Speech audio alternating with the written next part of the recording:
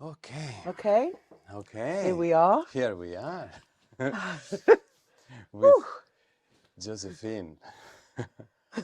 So when I thought of started doing this podcast a long time ago, my idea was to, I don't know if it will become big in terms of international, but my idea was always to work with the people around the place that I live. Uh-huh.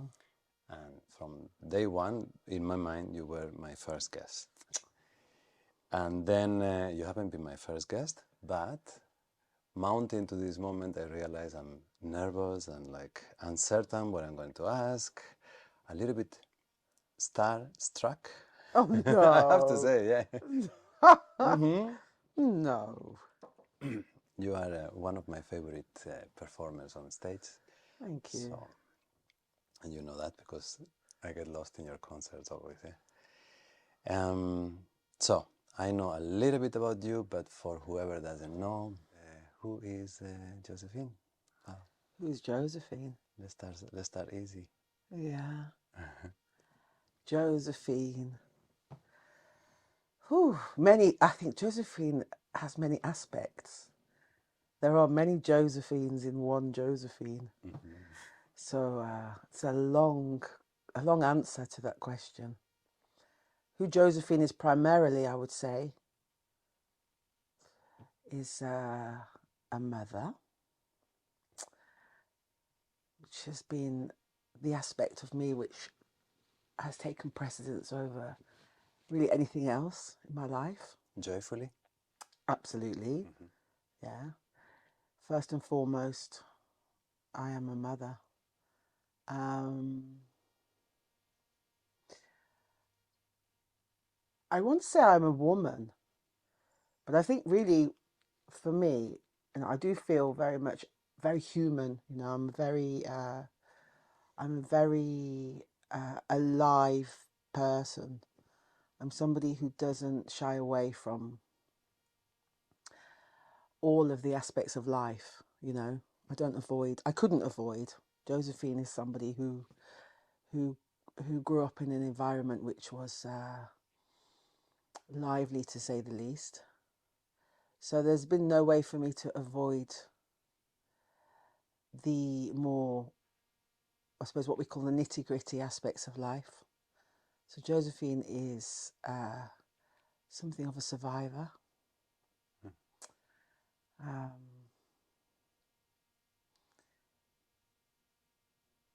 there is a wildness to her, but also I am a very peace oriented person. But I do have a fighting aspect to me also. Um, I have been a fighter. I've had to be, but that doesn't mean that I am inclined towards that. Um, I am inclined towards harmony and calm and peace. Um, very much so. So I would say I'm I'm something of a peace bringer. I'm very much a lover, not a fighter. But if I need to, I will, and I have had to. And I don't really know why this is coming up first so strongly in me. As you ask that question, I think um, it's something of a relief to say it. You know, Mm-hmm. I'm a person who needs to be very honest. Um, I'm a very honest person, and that's not, you know, I don't say that lightly. Like, I don't mind to show flaws. I don't mind to be clear and honest. I find that respectful to others, and I feel that, you know, in order to relate and to do what I do in my life, I have to be. So otherwise, I do a disservice to my craft, my gift, my don, my people, my family, my loves. It's something that I suffer. I suffer from um, dishonesty. I suffer if I feel it. It hurts. Your own or others? And my own or others, I feel, you know, I feel like you know, we're all sensitive, sentient beings now. We feel, we know. And I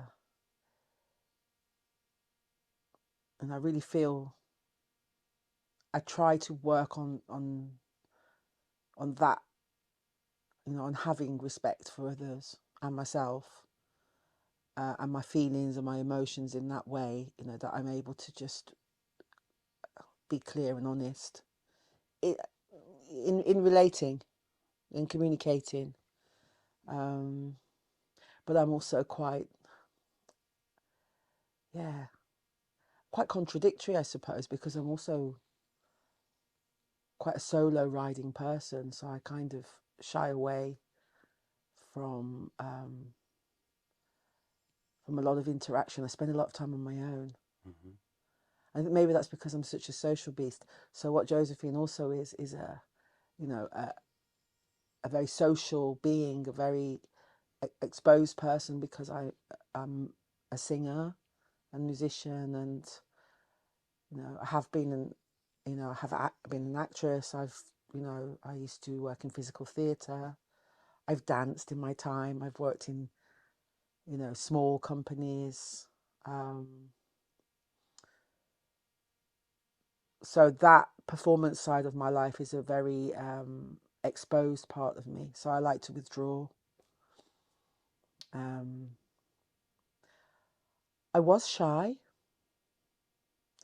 When I was growing up, I was shy. Mm-hmm. I could barely speak. Sometimes, you know, I didn't really say anything because I would just be feeling in the room, wide-eyed. You know, those children that are there and, you know, watching. Mm-hmm. That's me. Mm-hmm. That's still me. Was that the fuel for your songs? All the observation? Yeah, I would say the fuel for my songs is the observation, and the observation isn't really what I receive through vision on my eyes. Um, it's a very visceral thing. It comes through my body. It's like information. Like I feel very receptive, but I feel that we're all receptors, you know, and conduits of energy. We're energetic beings. You know, physical beings are energetic beings. That my feeling is that's what we are. Mm-hmm. But I would say, as anyone who works with any art, you know, whether it's a healing art or all art is healing art, the arts, it's there's a science to that, and you know, being able to receive information is part of what we do, and then transmit that. So yeah, the watchful nature definitely helped bring that into being. That part of me that became the kind of performer I am. I was always performing. You know, I was always singing and kind of at home and dancing around. I was quite comedic in my nature as well, Mm-hmm. funny, because I like humour. I like to have a laugh to lighten it all up, because it would feel a bit heavy. Mm-hmm. You know, being such a receptor, you know, and kind of having a sense of what's going on around you, but not really knowing what it is.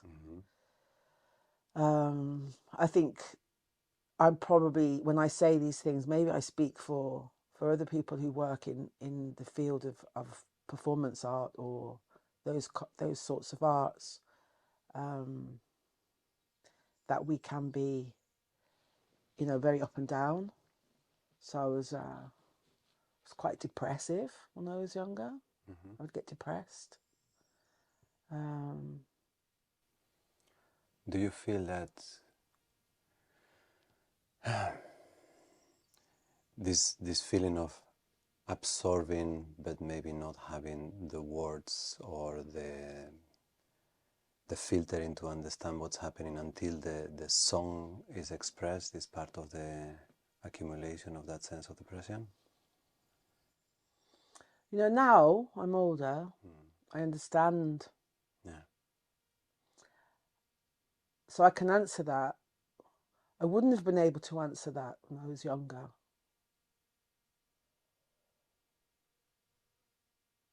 I wouldn't have been able to answer it. I wouldn't have been able to say whether I knew that or not. But I would say now,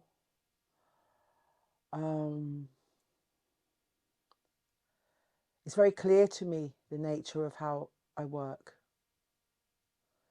So there is not really an accumulation anymore. It just moves. I catch it. I felt it the other day. I felt it as though I was catching the strings of,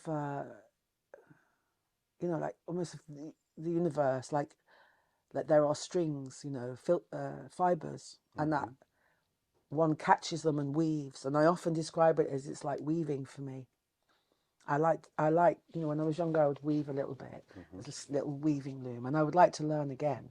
Weaving is something that I look at as one of those art forms that is so powerful. The indigenous peoples of the world and the way that they use that fascinates me. So you get the You raw... weave stories into the cloth or whatever it is you're making, and there's power in that, and there's medicine in that, and that's the way that I would create music and a song. So I know what I'm doing now. It's intentional now, even if I don't always know initially what the content is, within it, because it comes as I'm working with it. It's clear to me that it has to move. Do you know what I mean? That there's something there. Whereas I think in the past, the reason that possibly I became depressed or it would get me down was because I didn't know what I was working with. I didn't know what was happening. I felt it was me. Do you know what I mean? Like I claimed it as mine because I didn't know. So it's like, and it's like, oh, there's all this energy moving and you don't know what to do with it. So it becomes stuck in you. And this becomes something mental or physical manifestation, and in me that would be feeling very low. And often it's, what's in, it's like there's something in the space that wants to be seen. There's something that wants to be given a voice to. And it can be collective. Most often it is collective because, like I have a lyric that says, when the hard time is coming to us, it's coming to us all. It's like if you're within a certain field of energy and you're all together in a family or a group, you're all going to sink in. It's natural, it's nature. Something's going to happen and you're going to start to feel and feed off each other in some way. And you might not be aware of what's going on, but there's a story there, isn't there? And there's like a similar resonance between you. It's not necessarily the same story or the same experience, but it's like birds of a feather flock together. There's something common, a common thread, And for me, taking that common thread and weave it into and a weaving story. something beautiful out of that. Yeah. That's what I do. It's storytelling. Yeah. What is besides the function for you, what do you see in people's faces when they connect with the story? Because in many ways we have all these impressions within our field, and then you have your field of impressions, and then we coexist in a shared field. And in that shared field we express ourselves with words and sentences and verbally mostly, yeah? But like we were saying before with Siachu, there is a part that is the non-verbal that a song reaches in a different way than a sentence doesn't reach. So you are putting melody to impressions, yeah? Yeah. What is the function for the tribe, the storyteller?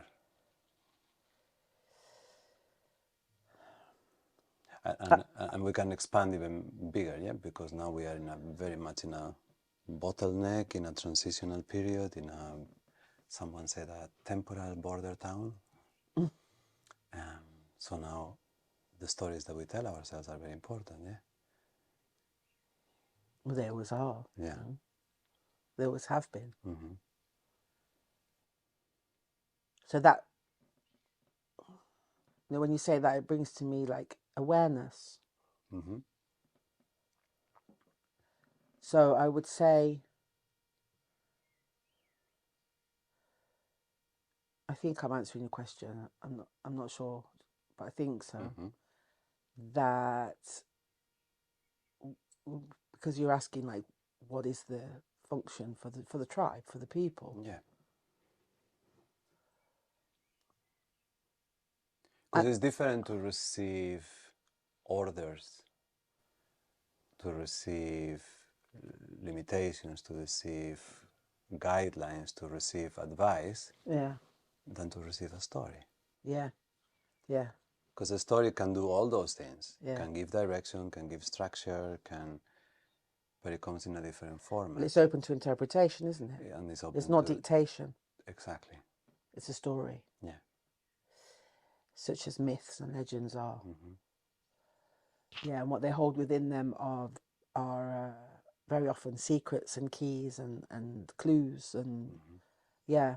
But I personally don't construct from that intention, on that kind of level of consciousness. I would say where I'm actually thinking about,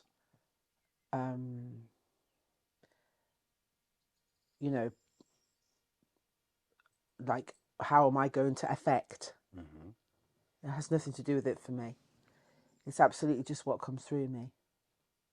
And then I'll often look back to it and I see like I've had quite a few examples of where I've written something and then I've been reading a story of, for example, once I was reading a myth of one of the Mayan peoples of Guatemala, for example, and there were characters even and parts of this myth that somehow were absolutely resonating with parts of my song, and I didn't know this myth, so I think what I'm tapping into is a universal consciousness that exists, which is could be called the kind of field of plenty. It's where everything is, and it's what we tap into when we draw down energy and we work with it, whether it's in shiatsu yoga, writing, songwriting, storytelling, art, painting. It's all existent. So it's a wholeness. It's holistic. We're so it if it's holistic, and this is just nobody's ever come to me and said what you are doing is holistic, but I feel that it is, because I feel that that's what music is, and so it will have its effect on who is there as the listener and who is able to listen to that and receive that in the moment. And they will take from it what they will, like all any art. They will receive what they are open to receiving. And it can be very special in a live situation. For me, that can be really special, because if there is that openness, and if it's that if there's that willingness within the audience, then they become active participants in what is happening, and there's no longer like just me and an audience, or me and the musicians and an audience. It's everybody, and that's what I mean by holistic. Is a whole thing happening. And that's what music does now. That's what, like, if you go to a good concert and that happens, you feel it. Yeah, it's almost like it gets decentralized. Like Yeah, in the beginning, there is the performers or the musicians, and then there is the audience. yeah, And as it begins to come to life, then is this event where you are inserted inside, yeah. but you do lose a bit the polarity of there and here, and it You becomes a do. one thing, yeah? Although you have to hold that center, Especially as a performer, yeah? because because it's expected of you, but also it is you moving it through. You are a conduit. I had a conversation with a friend about this the other day, and she said she likened it to to what happens when that happens, to duende, you know, that they speak about in the tradition of flamenco. You know, or you want to call it, she calls it duende. You could call it Holy Spirit or whatever you want to call it, spirit. I call it spirit. I was saying, no, the spirit moves me, you know, and it does. Spirit moves me. And she likened it to that. And I said, you know, I realize, you know, it's up to me. And she said, well, it's not up to you, because if the audience aren't feeling it, it's not going to happen. And I said, well, yeah, that's also true. But without me there, who's the one that's come with the intention, it's not going to happen. Yeah, and in many cases, your intention can be strong enough to actually will intention into the audience. And this is the power of it, you know, and that's where we have, you know, like you say, so taking the long way around to answer the question, as any kind of storyteller, you have a responsibility. You know, are you there to manipulate? In my case, no. Well, there's a manipulation happening of sorts, because you're working with atoms, you're working with physics, you're working with music, notes, and so you're conducting, directing, you're playing, you're whatever is happening as a group of musicians. You, of course, you're manipulating something, but it's not manipulation in the sort of negative sense of what manipulation is. You're not from my point of view, I'm not there to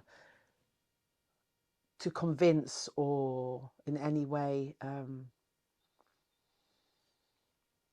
you know, like I said earlier, dictate anything. Like, I don't really write anything that is a direct statement of, like, a political statement, or Yeah, but you and also, know, if you are so clear that the creative process is something that is going to happen through you, but it's not something that you make happen, but you conduit, yeah, you guide it. then there is very little manipulation. Implies some sort of strategizing for your own gain. But if there is no gain for you because you are the medium rather than the... There's all gain. There is all gain at the same time. Yeah. Okay. Yeah. Like with you with the shiatsu, like we spoke. You mean gain in the process? Yeah. Yeah. But I'm saying, so I suppose manipulation implies a hidden agenda that... Yeah. Well, the that way the we group use... is not aware of, and you are coming subterraneously to get something out of there. That's yeah? how we see the word manipulation. Yeah, yeah. I'm not sure that's what it means. Okay. No, but that's the context we use it in. Yeah. We spoke about this with a friend the other day, charisma. And I said, you know, yeah, very charismatic people can be some of the world leaders that we have right now. They're charismatic. And she said, oh, I've never thought of it in that way, as it being something that could be seen as negative. Well, everything can. It's how you use it. Yeah. So, yeah, we're charismatic. So what are you going to do with it? For me, that's the responsibility, you know, like you've got a gift, whatever that may be. Everybody has one. Everybody. But you have your own note, yeah? Yeah. You have to be you. Yeah, you you have your cannot be tune. something else, yeah? Yeah, you have your frequency. What are you going to do with that?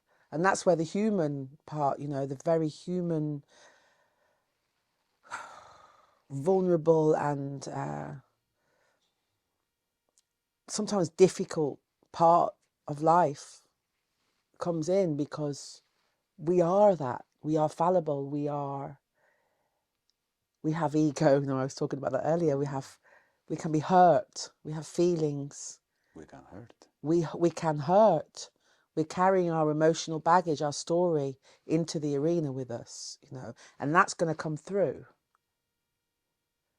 But that could be a beautiful thing, because when that's communicated honestly, let's say, with the truth, in a pureness, which for me the frequency of music is, it can resonate with somebody, it can communicate with somebody who maybe has felt that also, or is feeling that and needs a bit of help with that.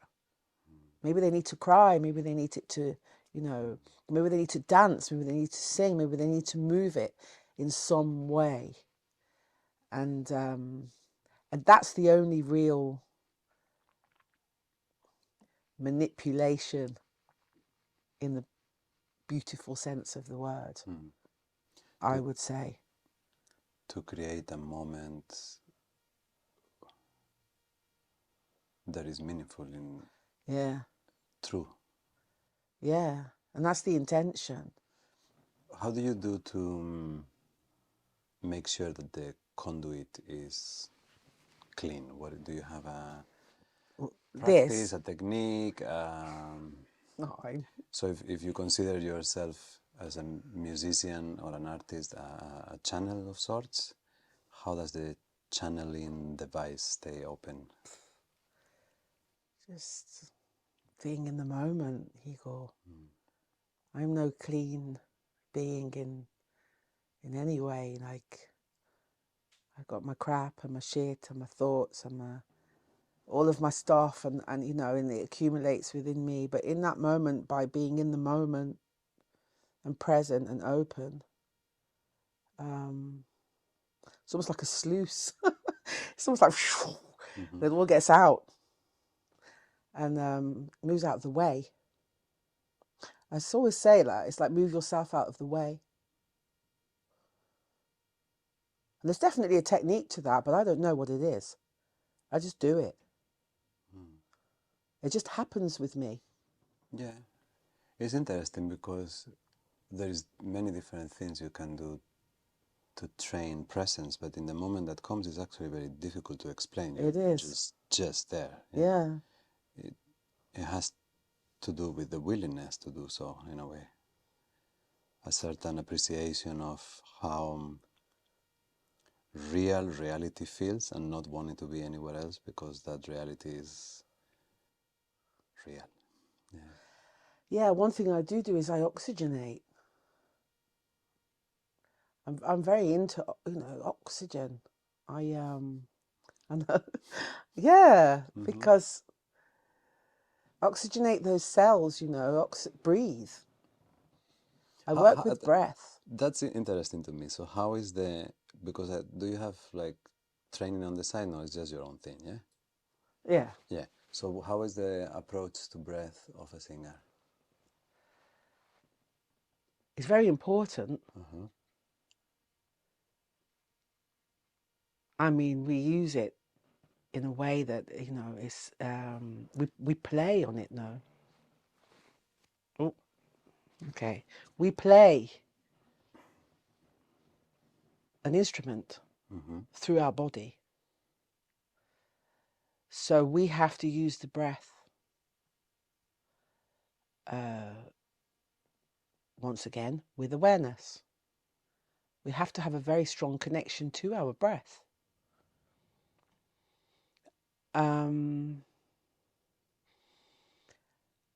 You would have to ask different singers because I don't know how the relationship is to breath for all singers. I don't know that. But I can be sure that they all have a strong connection to their breath. Yeah. Just one super practical, very nerdy. I tend to think about the breath a lot. Yeah. As a musician, your control is mainly on the exhales because it's the moment to sing. How does the relationship to the inhale feel like? Because the inhale is always like... Big breath in then. The inhale is always cut off in between sentences, in between notes, in between sections. And then it's the exhale that is going there with precision, yeah? Yeah, you've got to have a grip on your inhale. Yeah. Oh, yeah. Yeah, I mean, you're working with your internal muscular structure, you know, and not only your muscular structure, you're very inward and outward at the same time, no? So for me, the inhale is equally as important as the exhale, because without the inhale, you don't have the breath for the exhale. So they're together, no? So it's quite similar to yoga. It's a little bit of a different kind of breathing, let's say, but you know, that whole circular motion.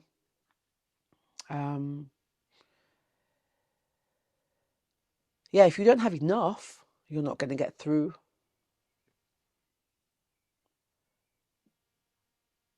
So they're equal to one another. They are. Yeah. Before you mention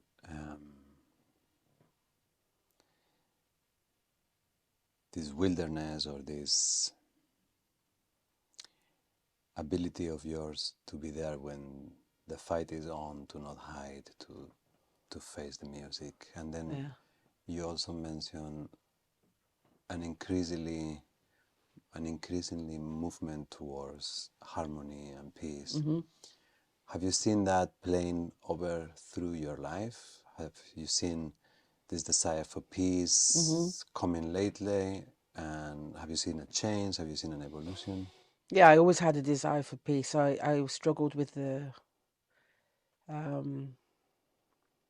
Because if you were shy, the aggression. you were not originally taking space, yeah? Yeah, I did take space, but I was also shy. Like I Okay. said, I'm a contradiction. Yeah, yeah. Um, because I had to take space.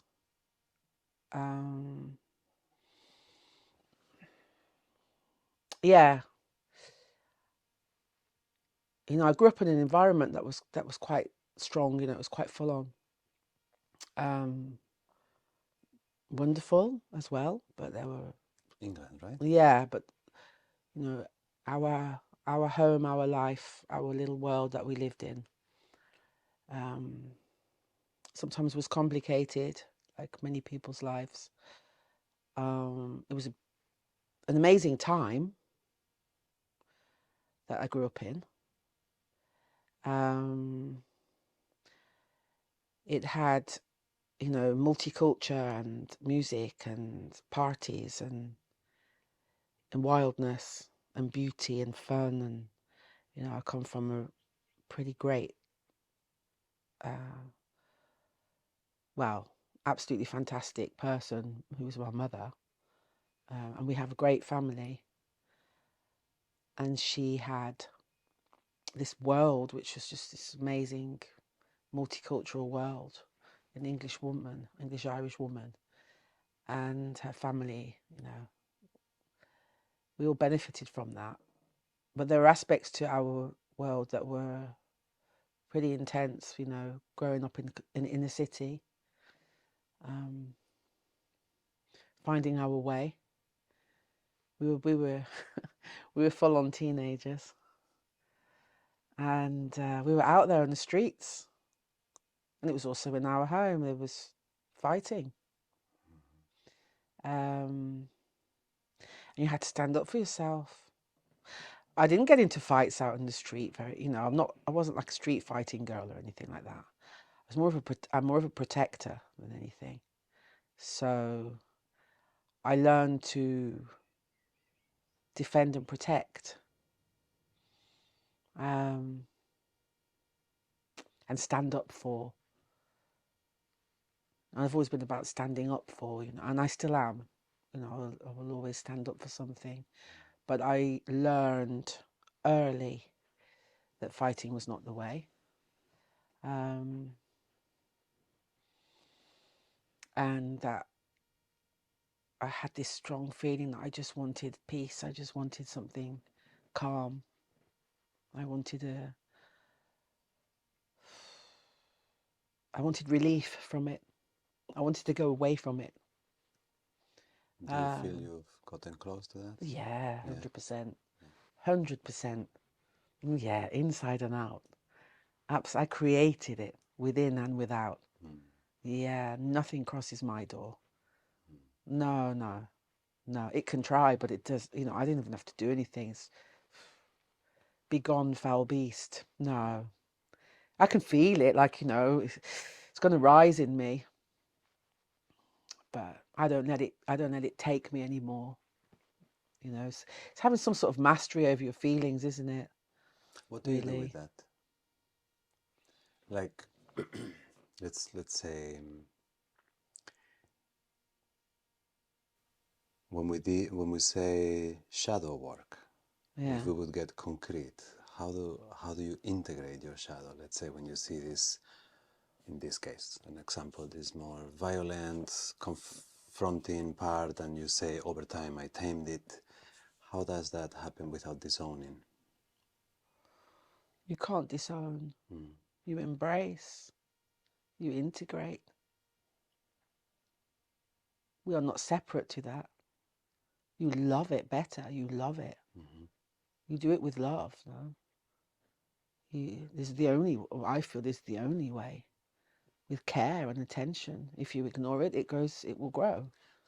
So for me, it's been about embracing in myself.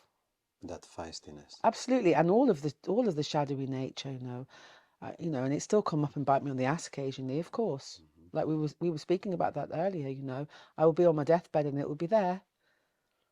But I don't have the fear, and I don't have the shame or the guilt or the heavier say emotions that held me bound, maybe that hold one bound, you know,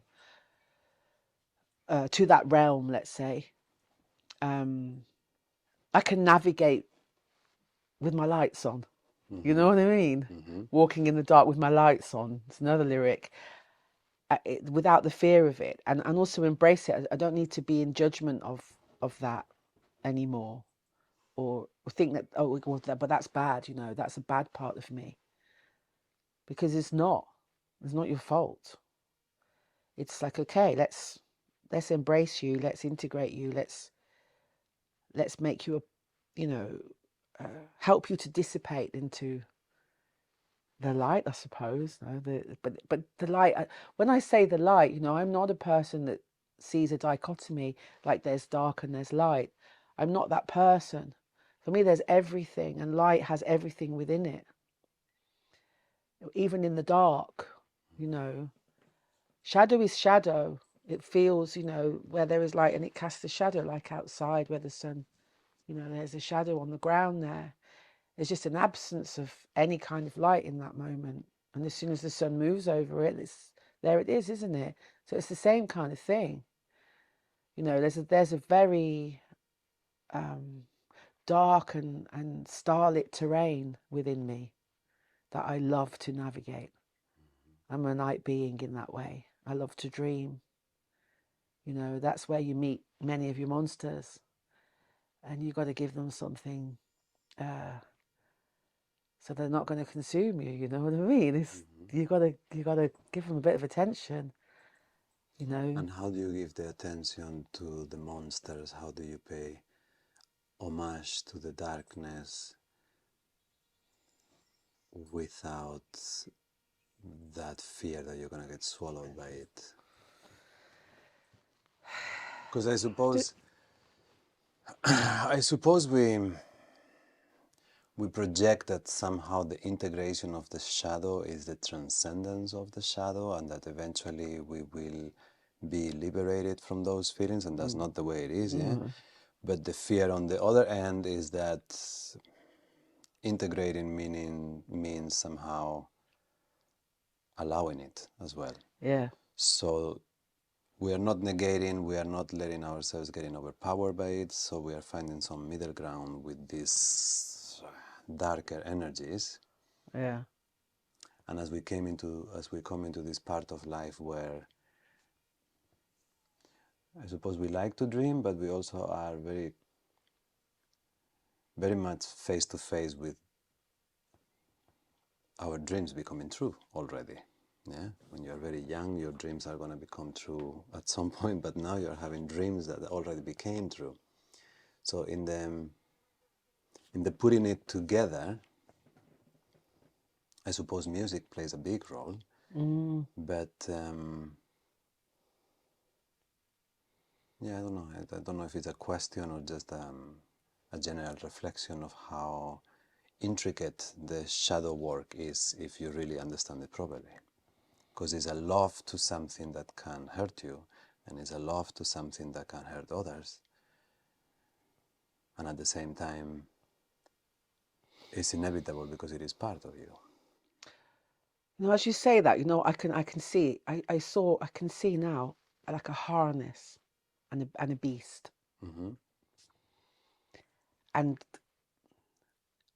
you know, the story would be for me that there is this beast and we must find a way to harness and ride the And right, beast. beast. Mm. And really is the only way to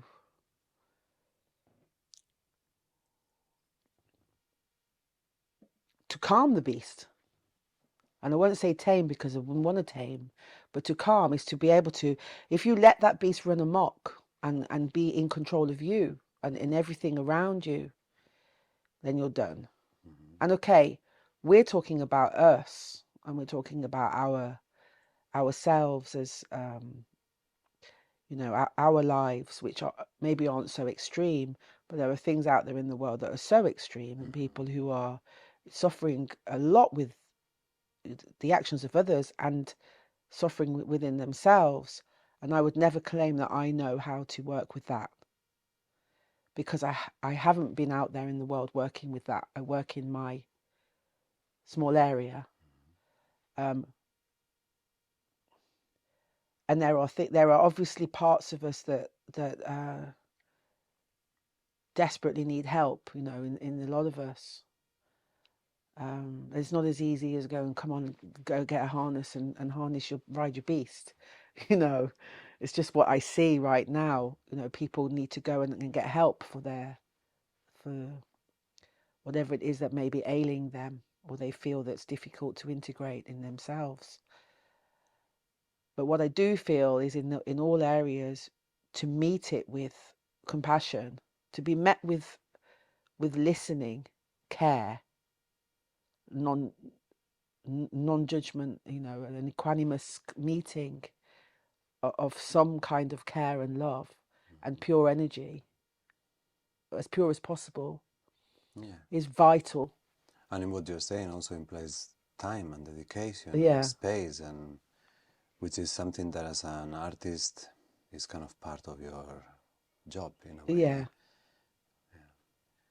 yeah. Um, but And yeah, probably that is part of it, to actually give it importance, to actually sit with it, to actually reflect on it, to not just let it pass as something that you can put aside, but to actually sit and spend time with it. yeah, and kind of, wanted to say like call it to account, but it's, you know, it's like thinking of something that I recently have worked on that talks about things that have happened historically and ancestrally, let's say, affecting me, and therefore have impacted my life and my family and my, you know, my relationship to life. Um, and seeing that it came from what we could call bad deeds, you know, it's rooted in things that happened that I will never say were good, but they happened, and I am here now working with this thing, transforming this energy into something good. Then what I see is that alchemy is possible through what I do, but only possible if all the components are there. You can't miss them out. Do you know what I mean? Mm-hmm. Like you can't just go, oh, I don't like that. Put that. No, it has to be in there. It's got to be in the pot. Like put it all in the pot, Yeah. but you got to see it. That's Because the thing, though. otherwise, even the alchemy itself would not be able to happen. Exactly. The alchemy can't happen without the components. Like, what are you aiming for there? Some mutated version, you know, this, and that was really clear in this particular piece that I was working on. Is I didn't want I don't want to create a Frankenstein's monster. What will be created here. So it's not taking the parts and trying to put them back together. It's giving and honoring to those parts, ritualizing over them, giving them their ground to be laid to rest, and for something new to come from there, and that may die. And for me, there's the biggest part of our work, let's say, in this world is to know that we are going to die, and that things have to die, and the holding on of things can create problems, and so for me those things grow, the heavier aspects grow because we hold them.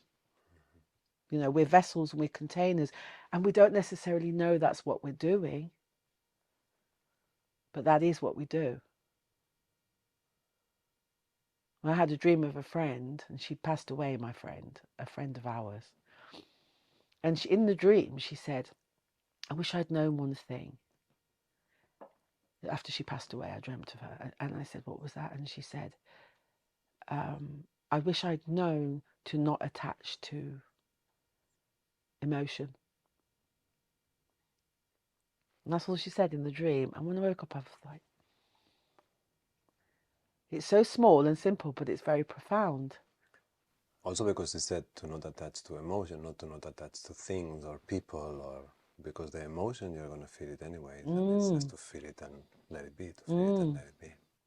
And I always, I always see like generations and generations of us, going through hard things, never having a mode of expression, that accumulation of energy, and then manifesting in, okay, so, let's say me here having this conversation with you and being able to express it is a gift. Do you know what I mean? And there's the alchemic thing. Because in looking forward or down the line, and seeing all those ancestors there who went through this, and the perpetrators and the victims and everything, and saying, okay, honoring this. Here I am. I will transmute this in some way by writing a song and singing it. Yeah. You know what I mean? Yeah. I was thinking before, I think we have a projection that there is a process. Now you're talking about ancestors, yeah? That there is a process of improvement, of betterment, of somehow we are going somewhere, yeah? But I'm not sure we are going anywhere. Or if it is just this constant transmutation of raw materials into other raw materials, and therefore all of it is necessary. All of it's present, isn't it? Because if all of it is present and all of it is necessary, one needs to sit with the function of evil itself. Yeah. Because it's here. It's here. It's here. And it is not realistic to think that we have a betterment process that eventually will even erase evil from the face of earth, because how do you alchemize if there is nothing to alchemize? So even Yeah, how do you alchemize what you don't accept exactly in existence? Yeah. Yeah. And that's a difficult one, isn't it? Yeah, but and also It's uncomfortable. Very uncomfortable. But in the raw materials of the universe, everything is, yeah. So if you somehow create a very precise loop where just the darkness is squeezed out, and somehow you create a parallel dimension where there is only light in your lane. Even if that was possible, where do you put the darkness? Somewhere else there's a living hell just going on 24 hours. So it is... Yeah, you're just going to burn up. Yeah. Aren't you? Yeah. You're just going to burn up. It's... there's a lot going on in this world, and you can look at it, couldn't you, and say, "Oof, I don't want to look at it." Mm. Look at it and say, "I don't want to look at it." What is it all for, Joe? What do you think? Is it a school? Is it a prison? Is it a, But life, yeah, the world, a water park? What is the... water park. It's kind of, isn't it? Because we do have water on this And planet, you though. think it's It's a gonna be fun, water and then you hit park. yourself in the back. Yeah. I felt like when you said water park, I felt like a whale then. And you know the whale that not the one in the water park, the one that's free, you know, the one that's in the water, now in the ocean. But they're not going to ask the question what it's for, are they? They're just being, maybe they are, I don't know. But they're just there, aren't they, in existence, and maybe that's it. I have no idea beyond that. But so That we let's. think too much into it. I'll split the question in two. Ancestry implies there was someone before me, then I'm here, then there will be someone after me. So somehow it's a chain, and everybody is a how you call the things in the chain? Link. The link in the chain, yeah. But that has a strong implication of leading somewhere, the process going somewhere, somehow progress, improvement, development of something, or the case, if you're pessimistic, it was better before and now it's going. But I suppose what I was asking before is, it doesn't seem to me that it's going anywhere. It seems that it's just a constant, like a washing machine Evolution. evolution. But is it evolving? But like you said, like a washing machine, Yeah. this is like that spin cycle you see. It looks like a spiral, no? Mm-hmm. It's not a line. No. So if as they say, is everything is non-linear. They say, science says, but also, we feel that time is looping and moving, and planets are doing their thing. That movement is always going to be, and so therefore, is that just not what's happening? Is that it? What, for me, I feel like we need to pay so much upon our existence, like that we need to feel so important. It's part of the human condition that we feel that we have to be some necessary part of this great game that's happening. Fair enough. We're all in that together. And then I feel like if we knew how necessary we were to this planet, and we knew how necessary everything else was equal to us, everything would be different. But what we have is a system of hierarchy. That we live in societies, we live in formed under governments. We're living in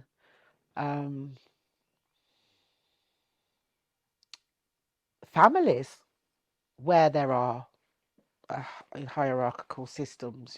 We live with the idea of patriarchy and all these different things, that if we blew it all away and we just were in common together, being and existing, maybe we would just know that that's just what our purpose is. But it feels as though it's going to take some time to understand that again.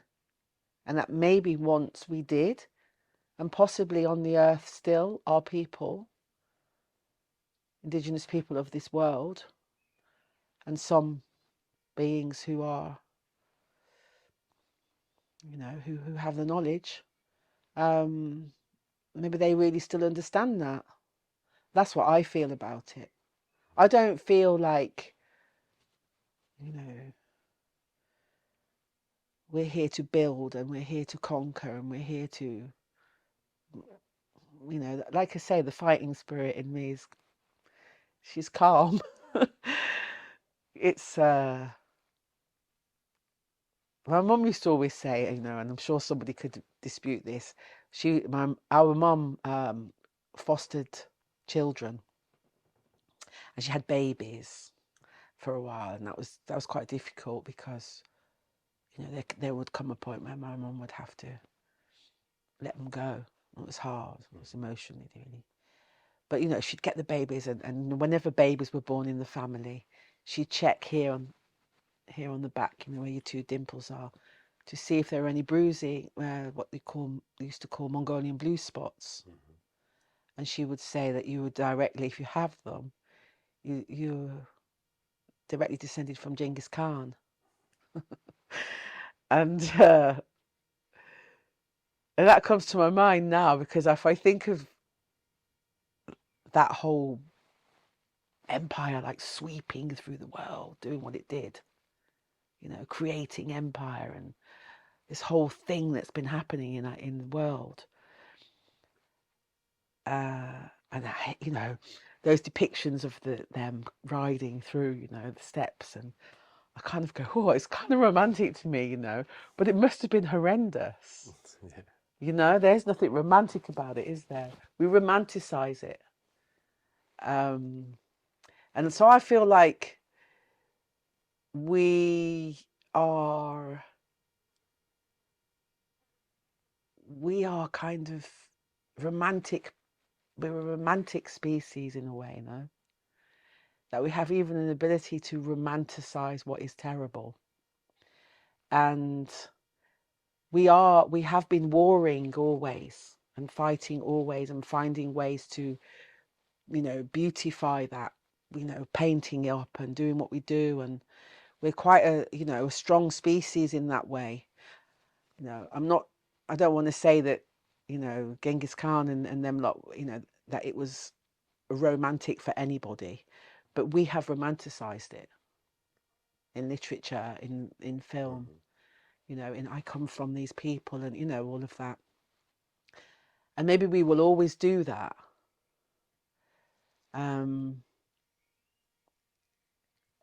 But I feel like the time we're in now,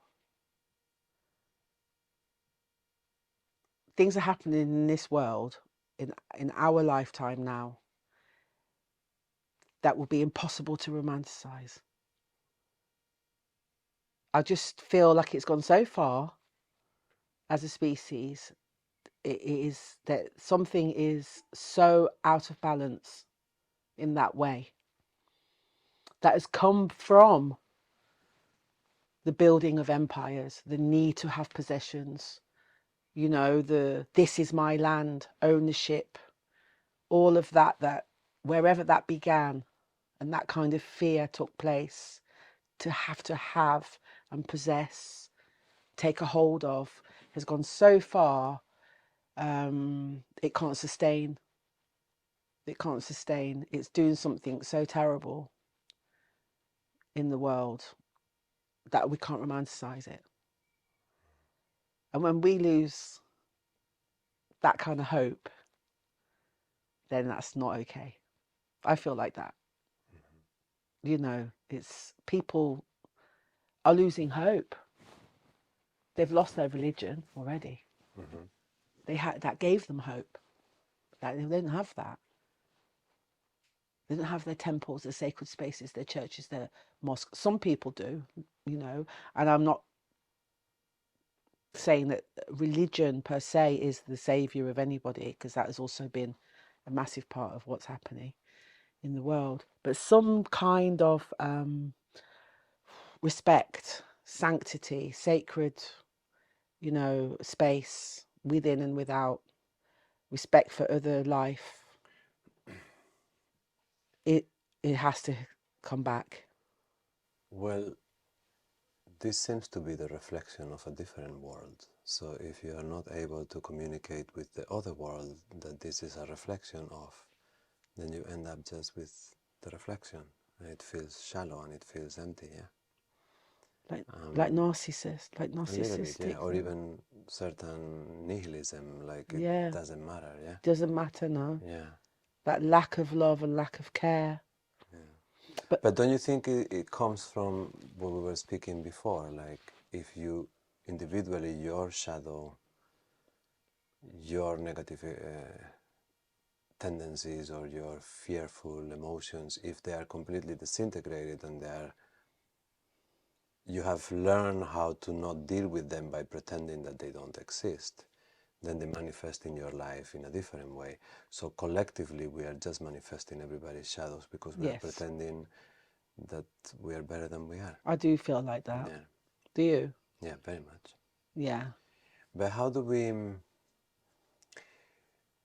together with the fatalist, not fatalist, but with the description of reality as it is, how do we turn it around? It feels like we feel really powerless to big corporations, big governments, big armies, big guns. But at the same time, all of us seem to have an intuition that is a grassroots kind of movement, that is kind of the people. But somehow I think we feel powerless as well. Do you feel powerless? Not anymore. I don't feel powerless No, either.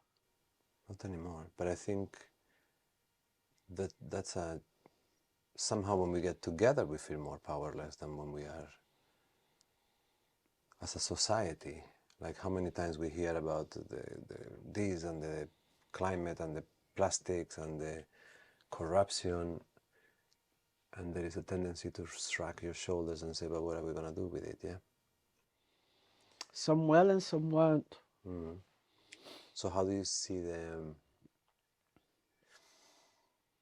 those things that are going to appear that is no longer possible to romanticize because they are going to be too painful to even They're elevate here them? already, Yeah, no? they're here already. And they've been here for a long Yeah, time. and now we are going to see them in a way that we cannot look away. So when we are facing that extreme irritation and pain, what do you predict? What do you envision? What do you... But if we're facing it, are we not already facing it? Within each and every one of us? Is that not why it exists? So there we have there we have I suppose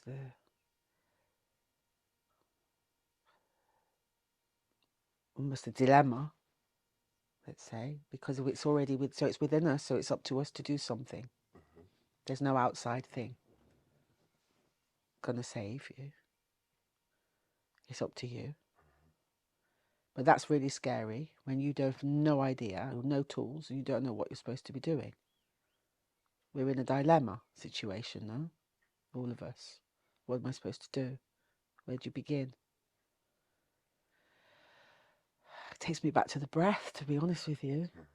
You have no answer to that comes only back to breathing and to oxygen, and like knowing that without any, we have no world, we have no life. So maybe if we all sat with our breath, and breathed our way through the discomforts and meditated, who knows? I mean, I'm not going to say I do that and sit in meditation, I have my own ways of meditating. I certainly don't have answers as to what to do outside of what I do myself. I know what I do is take care of as much as I can of myself and my family and my friends and anybody who comes to me for anything, that I care. And I do my best to care and love. But you do that with passion. I do that with absolute passion. I That's do what I that think that's... with love. Yeah. I can honestly say that it's a love for me to love in that way.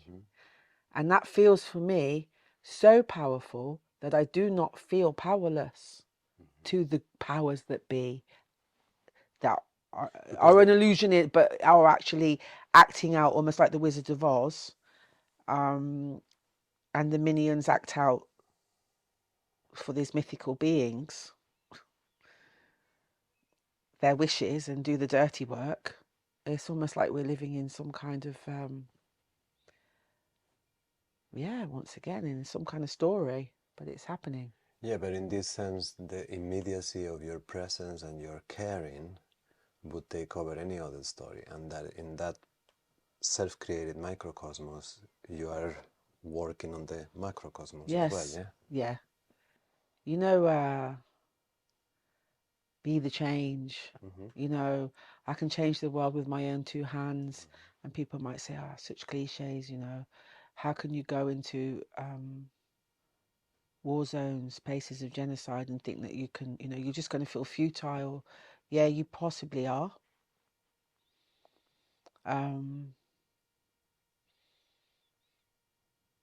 You possibly are going to feel like you can't do anything.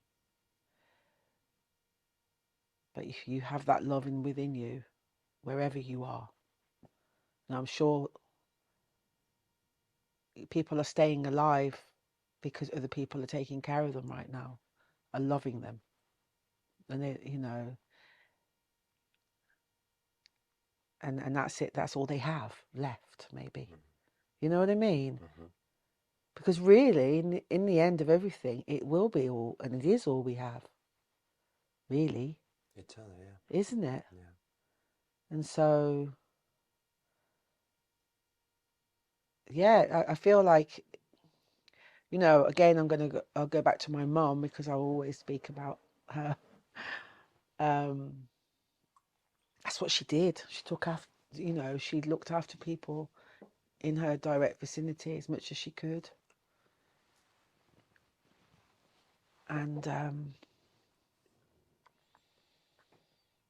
And she did change the world with her own two hands in a way. She did change, conduct change, or around her. And it was an example to me, to myself, to my sister, to my brother, to our children. And my aunt's the same.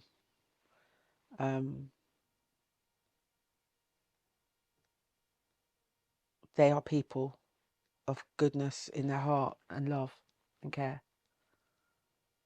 They are not selfish. Yeah. And also it has the ripple effect of the people that you touch along the way. Yeah? It's Exactly. not just the people that you care and save, but there is many eyes looking and feeling and receiving. And when you are in the vicinity of someone who is caring and loving, eventually it transforms you as well. Yeah. Because we're going to go, aren't we? And what is left of us is nothing but memory. That's it. That's literally it. And you mentioned as well the loss of religion, the loss of a place to pray, to connect. Um, what are your methods? How do you connect with the beyond? Again, I connect with the beyond because I don't feel it's beyond. Mm-hmm. It's in everything for me. It's like it's almost animistic, or shamanistic. It's in everything. For me, spirit's in everything. When I was touching these earlier, I'm so happy that they were wilted in the car and they grew outside my house. And the lady that owned my house originally, she planted these, and they are tended by the neighbour for years and years in Bras Saint Miguel. And I brought them here, and they were wilting. I brought a few from because I like the graduation of the pink, and I thought, I'll bring them for Igor. And then they've come back up, and I touched them because I feel like, oh, look at you, like Mm-hmm. you're still okay. And I'm sorry I cut you off the bush, but there you are. You became our decoration. But with the smell and give them the water and how you tend to everything in life. For me, that's how I commune. Yeah, you turn your whole life into a ceremony Yeah, eventually, yeah? yeah, I do. Yeah, I do, and I do it quietly. It might be the yeah, first time I've ever said this so people would know it about me. yeah, Because I don't feel like I need to tell anybody that. yeah, That's just how I live my life. And you know what it's done is it's saved me. yeah, And I mean saved. You know, I've had such struggles. And that saved me. yeah, It's and it makes me feel the spirit in everything. But I do also feel also a bigness beyond. I do as well. But I know that the bigness beyond is manifest in the physical that we live within. yeah, yeah. You feel it. You know? But do you have, because I can totally relate. Yeah. I have through the years realized about myself that I'm not very ritualistic in my Yeah. day to day because my whole life is a ritual. Yeah. So I don't have the little ones because anything from, yeah, from the moment I wake up till the moment I go down to bed again, it's, I feel that I'm in the presence of the beyond, yeah. Yeah. But if you want to get a clear communication, if you want to get guidance, if you want to get, if you need support or help, do you have your own prayers? Do you have a special place you go to? Do you have? No, I do not. Mm, I I just can. Maybe that's a blessing. I just can connect. and what do you connect with? How does it feel the other side? Do you connect through spirits? Do you connect through the abstract sensation of divinity, or do you have faces or colors or smells? See, I feel there's something very strong in belief. And I don't like to say I believe because I don't like to hold belief around anything. So because I feel as if you believe, then you're kind of, if that needs to shift, that's going to be very hard because you're stuck Mm-hmm. in a belief system. Um, so what I truly feel is what you focus on, because we're creative beings, and when we focus on, we're kind of magicians. And magic is that. It's focused intent, manifest. So I feel that if I have, for example, I have a picture of a deity or an Orisha or a Ganesh, or a statue, or something from another culture such as my own, or I have a Black Sarah, for example, or there's a Maria or anything that symbolizes something that is worshipped, let's say, or prayed to. That the intention and the focus that you're putting into that thing is a prayer, Mm-hmm. and that the energy or the story, the frequency that object holds is imbued with something, depending on how it's been made. And you know what I mean? There's a lot going on in that, because I would say if people of a deep, faith, devout people have made something that is imbued with a certain spirit and energy and magic, and you have that within your space, you must honor and respect that and the spirit of that. There's belief in that. Mm-hmm. Yeah. So for me, that is important that I understand that. And if I want in any way to gain or use that in some way, or pray to that, or have anything come back to me through that, I need to know what I'm dealing with. For me, I think you should be very careful with these things. That's how I feel about it. So you are feeling all the intention from whoever had manufactured, built, related to that, Everything. communicated with that, believed in that. Everything. You know, you could give me something and I would say, oh, no, that can't be my house. No. You know, ooh, no, no, no. You know, as I feel it. And I feel like we all do. We might not register that we do, but we do.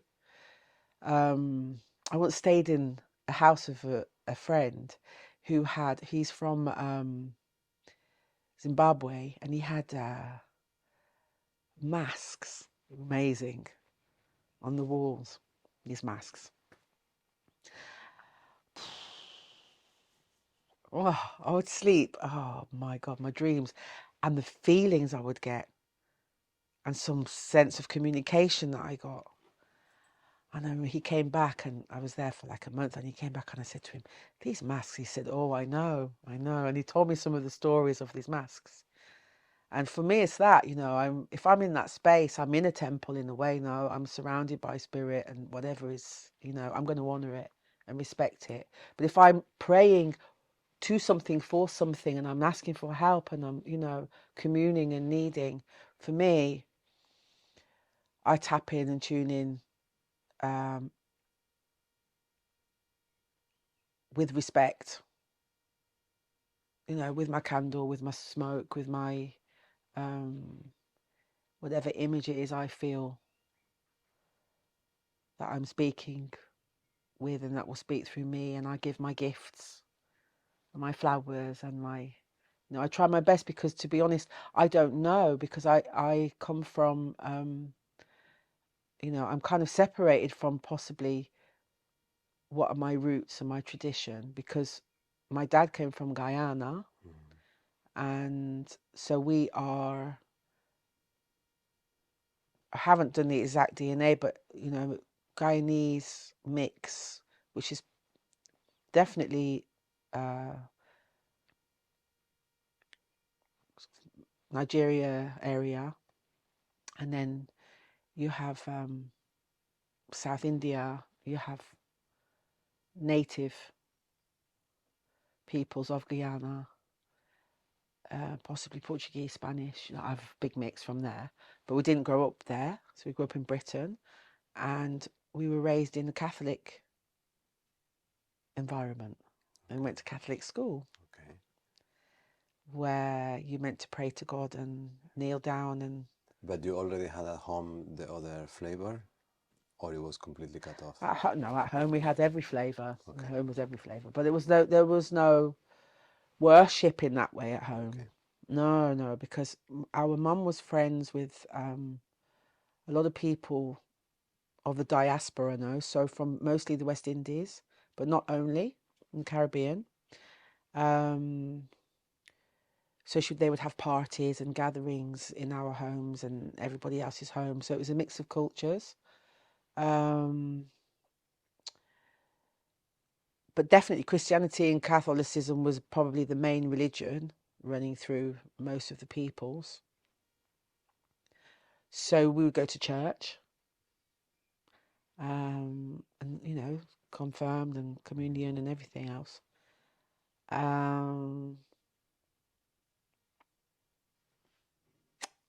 Yeah, and there was stuff in our church, you know, wasn't necessarily all that. There are stories, but I didn't want that.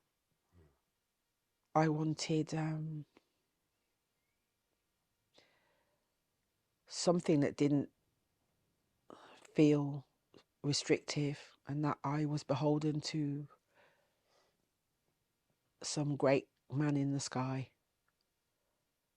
That didn't feel right to me.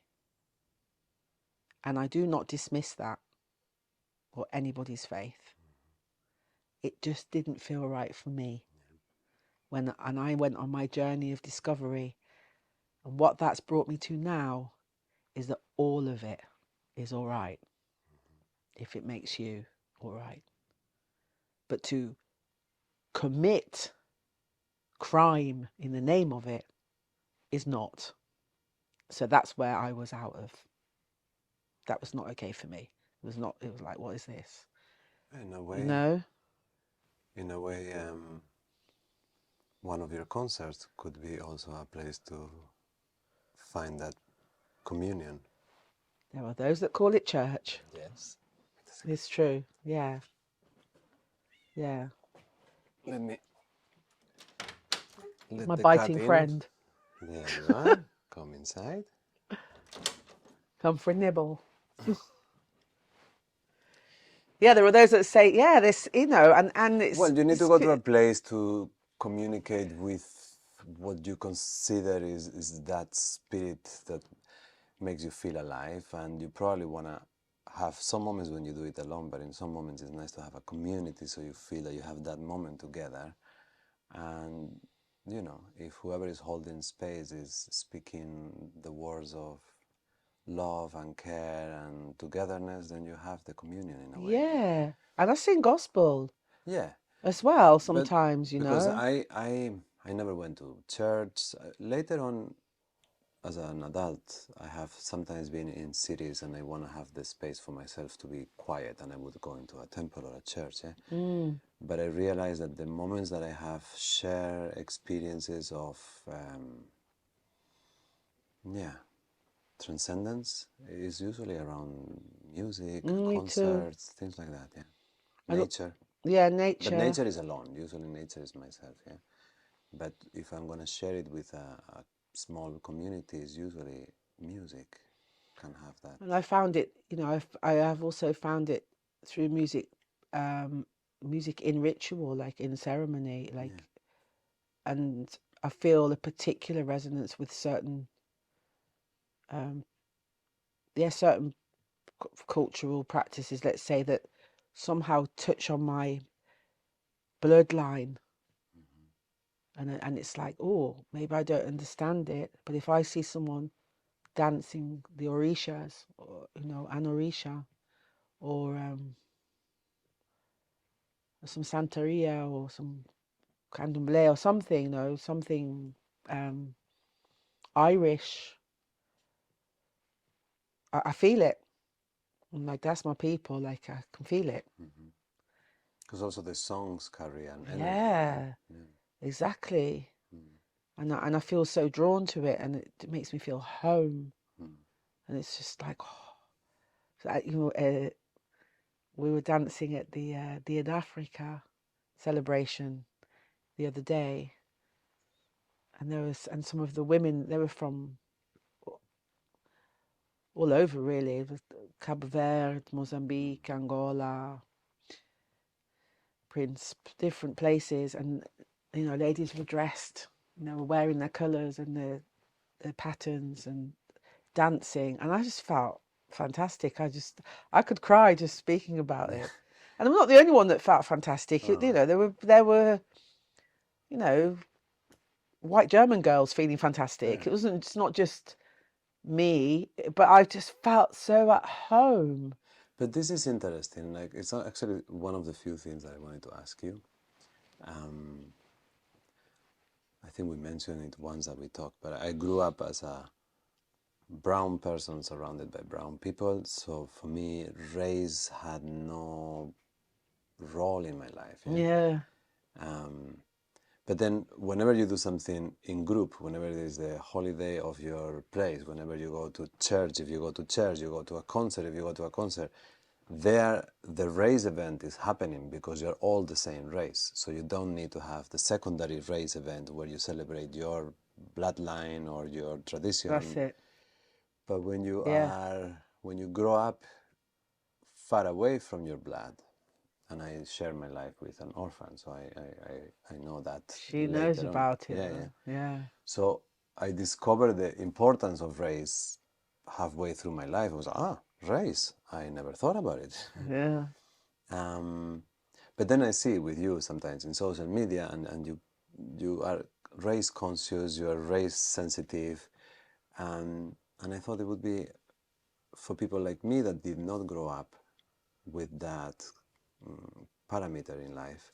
How does it feel to grow far away from your blood, to grow in a country that is, I'm not gonna say hostile all the time, but there is hostility to you existing as an alien, yeah? Well, yeah, So that there's creates conflict. And a different psychology, I suppose, yeah? well, yeah, but my mum was white and of English and Irish descent. That's very So, white.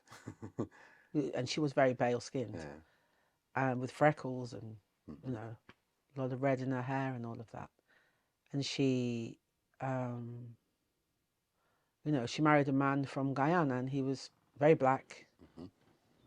and, you know, looked like a man from Guyana and looked like a black man from Guyana. And so she received racism, of course, and had a difficult time in 1960s and 1970s Britain Mm-hmm. with two babies. And she had another baby with a man.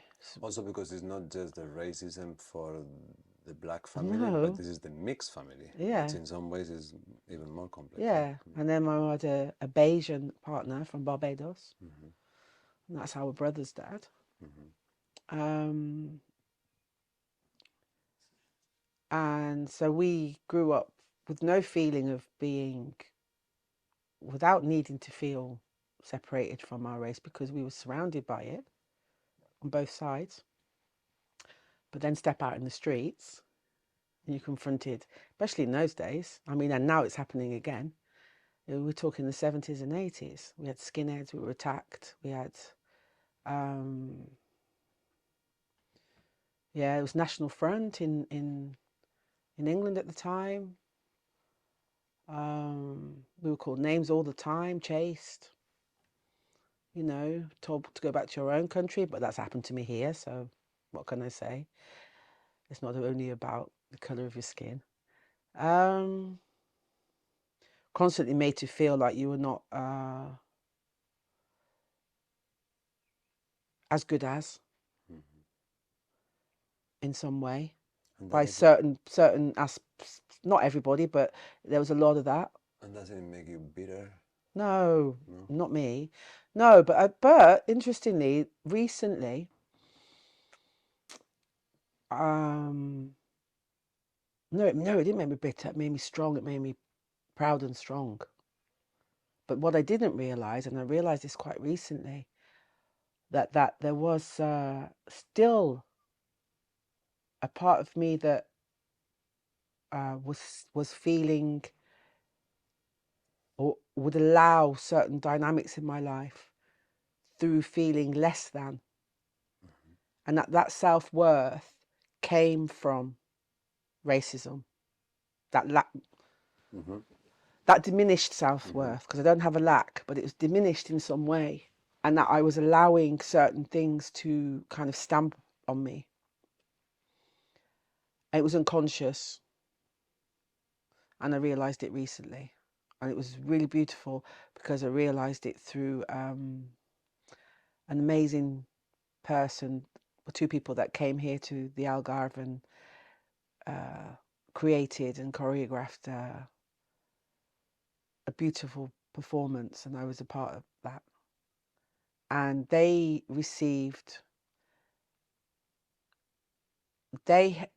they advertised for people of Afro descent, Mm-hmm. and they did that through social media, and they received racist, very basic, bigoted responses from some people, ignorant people, and it really affected me when they told me that. I was really upset. It was like someone had punched me. I can't explain what it made me feel like. I went to bed. I said to my sons, I'm so upset. I was crying. I said, I can't believe we live in a place that is like this. What's this? No, how was I not seeing this? Why was I not seeing it? Because it didn't feel like it was directly coming at me in my life here or anymore. Because there's something in me that's risen above it and gone through it and managed to be a strong person and not, and keep it, shield it. And then because I felt that kind of physical, visceral response to this, I realized, oh, it's still in me. Oh my God. And it really hit me hard. So I was determined to take part in this performance. I said, that I'm going to be in there. That's amazing. I'm doing this. Screw you, that feeling. And it was amazing. It was very powerful, beautiful, working with these gorgeous people from Brazil, Guinea-Bissau, Angola, Mozambique, Suriname, Guyana. And they hadn't, they're not in any moment had they said you have to be, black or brown people. It was Afro descent. That's all they were saying. And so we turned up, we rocked up, we showed up. You didn't have to be like, it wasn't directly Africa, but we were there and we all worked together and it was absolutely gorgeous. And so things came up for us all. Things came to light, grief. One of the main things that came up was grief. I can feel it now that I'm saying it. Loss and grief, and the fact that you have had to in some way in your life suffer from this thing. It lives in you. You don't get rid of it. It's like it's pain. It's a painful thing, Because I think is the kind of thing that it hits you twice. Because once it hits you, oh, they're saying that to me. But then the other one is like, oh, this actually exists. Yeah. It's not just that it's me, the recipient of the offense, which already is bad enough, but the fact that it exists because it's so anachronic, I suppose. Yeah? Of course. I mean, and I'm never. Of course, I know it exists. I mean, I'm aware of it every day, and that's part of my fighting spirit, because we're raised to be as much as possible non-prejudiced in any way in our family. I know, Against but a anything. person like me being kind of like in the color of the majority, I can walk through life and never hear something like that in That's my it. entire life. Even when I go to other countries, yeah, I might have felt this a couple of times, maybe in very white environments when I'm not white. Yeah. But normally you can go the whole life without actually feeling it, but you feel it twice in the morning, twice in the afternoon. You feel it. You Yeah. feel it in many, many ways, and I wouldn't, and I've always felt it, and I've always managed to deflect it and work with somehow myself in that situation. Like I said, when I was younger, I had to physically fight. It was like you have to fight your way out of that. If someone's coming at you with a brick, you're going to do something. You're running, or we ran. We used to run a lot. We were good runners, telling you. We were really fast runners in my family. Not so much anymore because my boobs are too big, but I'll tell you, we were fast. Even though I used to come third, but you know, but you had to run. Yes. You're running from skinheads I'm coming at smiling, but yeah, you. yeah, yeah, yeah, Yeah, yeah. And you run it was fast, no yeah, joke, yeah, and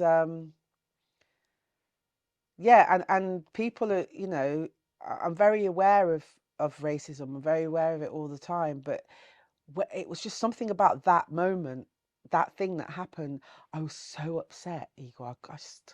I couldn't bear it, and that's when I realised you're holding this, you're carrying this, whereas it wouldn't be affecting you like it is in this way. I felt sick, like I would vomit, you know.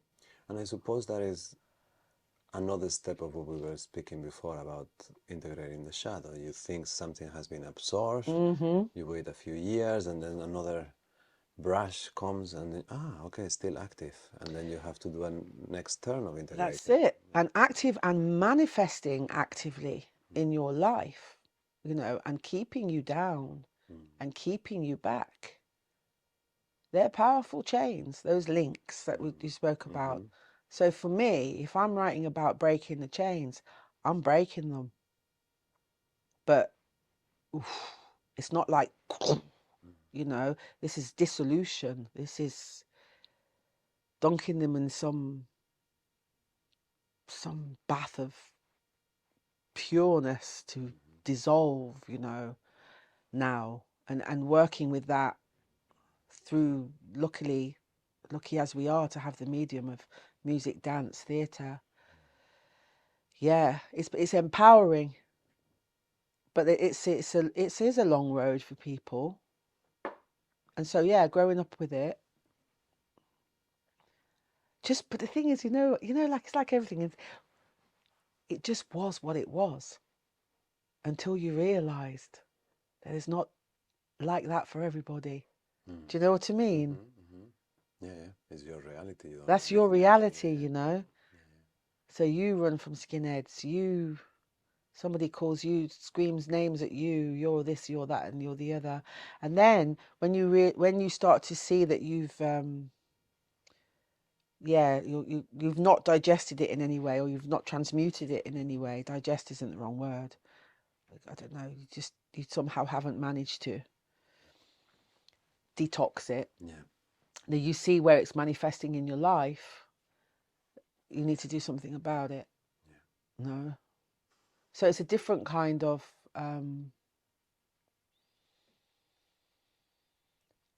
not fight, but yes, a different kind of fight. Yeah, because it's within you, and you have to change.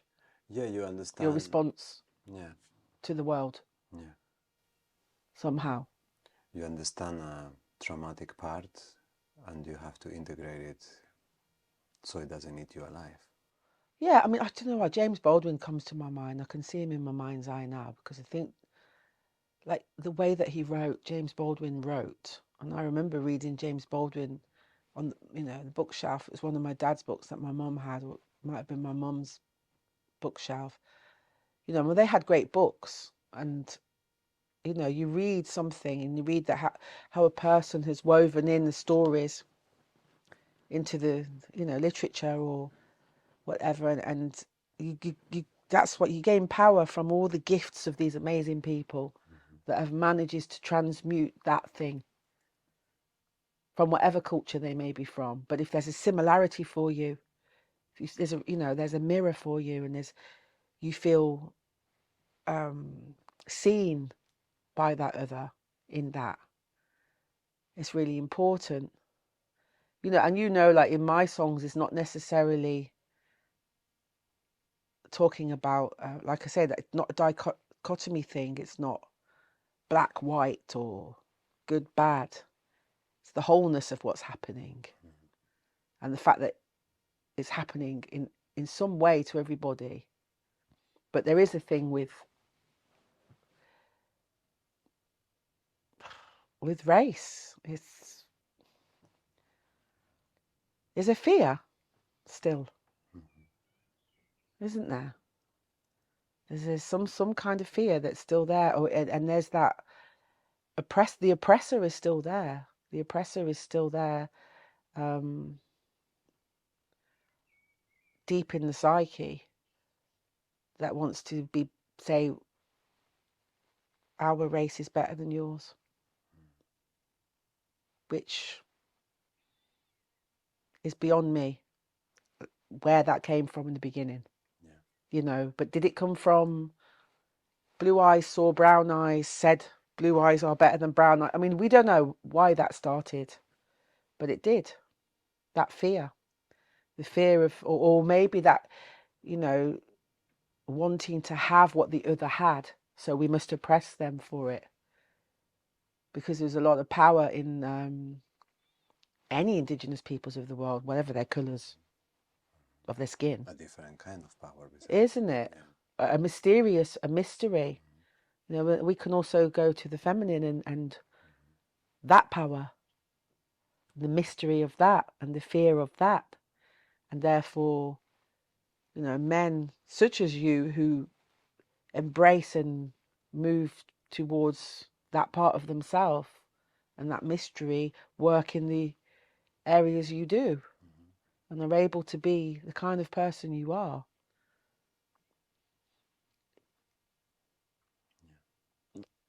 rather than being some macho oppressor. Yeah, we didn't Like, have the best role models, but we had the role models that we didn't want to be like. yeah, Yeah. yeah, So you have the other kind of role modeling. Yeah. At least you have a big no. that's it. Yeah, isn't it? You have a big no. Yeah. So there's a blessing in that, isn't there? It's like respect, but no thanks. The boundaries. And if you take that story, so I think I tried to ask the question before, but maybe now I probably went all the way around the. maybe I can put it differently. Rather than thinking at this moment like politically, yeah, like forget about that. But if you think of humanity's journey through the cosmos, yeah, do you see in it as a picture? Is there a direction where we are getting somewhere, or is the constant turning of the same issues that you are dealing with just now and now and now? In other words, what happens when we die? I feel this is all out of our hands. It's out of our control. This is the big surrender. What happens when we die? Where it's all going. When we let go a bit of the need to have control and we trust, I feel that in each moment, what's happening, all wisdom and knowledge is there to be had if you can see it, if you're open for it, and Yes. if you're ready for it. Yes. So it has something to do with always with time and timing. That's how I feel. And I've always felt like that. That this absolutely, even though I'm a worrier who worries about the future and tries to control, you know, the existential stuff, there's always been this faith in the moment, because so much is happening in the moment, because I'm a dreamer. So much is happening in the moment. If you can be aware of it, you'll get all the information, all the signs, all the keys, but then everything is really interesting, and then you create the next step and the next thing and do. But then sometimes your moment, you don't like your moment. Like I was saying earlier, like living in difficult situations.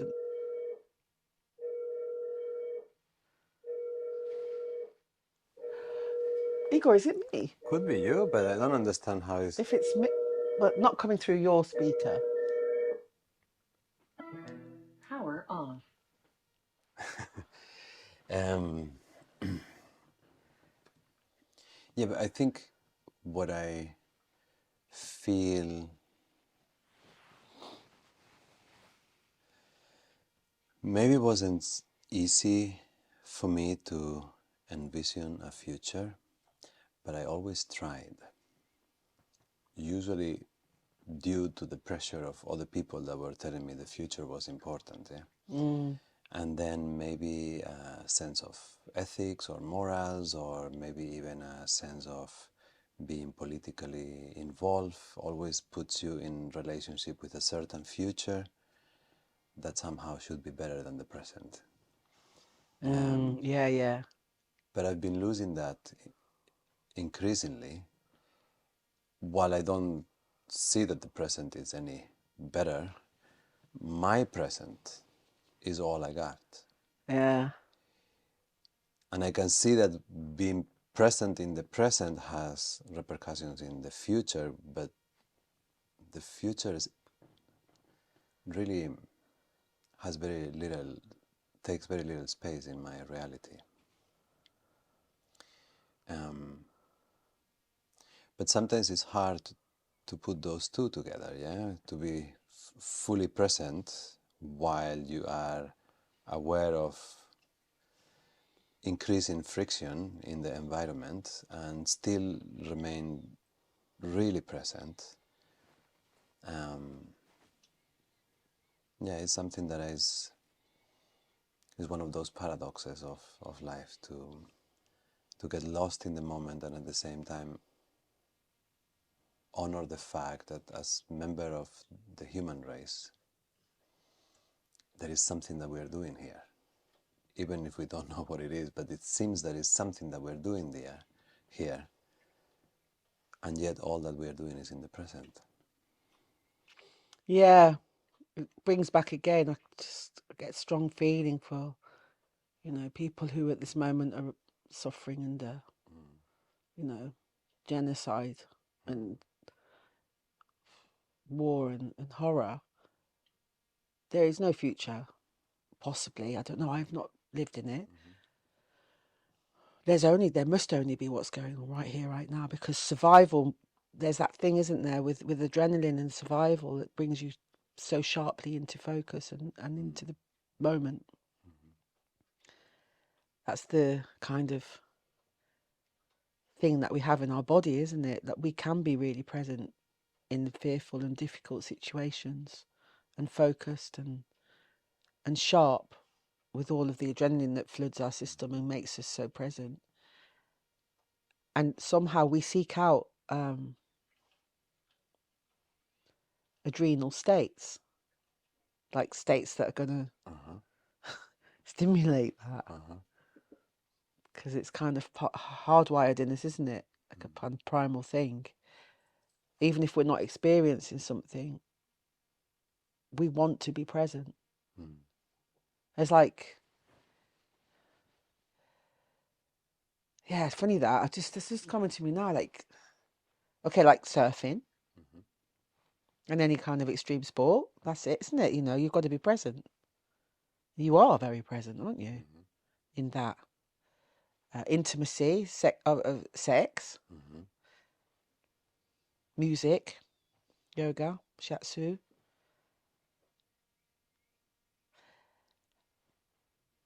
Yeah, you know, because I'm a big, you know, I feel we lack intimacy in our world. I don't mean of a sexual nature. I just mean intimacy, real intimacy, listening, communing, being present like we are in this moment. What comes to mind, what visions, what feeling comes in a moment such as this, because there is intimacy and connection, as we spoke of earlier with the shiatsu, which was amazing, is lacking in society. Don't you find? Because we're running. Yeah, I find that, and maybe that's what I'm trying to get to. You were saying before, I don't know how we touch it, like you felt like within my reality I don't feel powerless. Within my reality I feel powerful. And the way to touch the whole is by you doing alchemy in your private. And I think that's exactly what we're missing. We're missing an conscious commitment to the now that is so full that which we are trying to figure out is self-evident.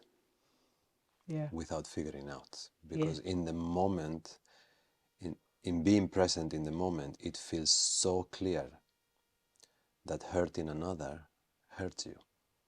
Yeah. There's no Exactly. shade of doubt that when you hurt another, you're hurting yourself. Yeah. Not even when you hurt another, but when you neglect support to another, you're hurting yourself. Yeah.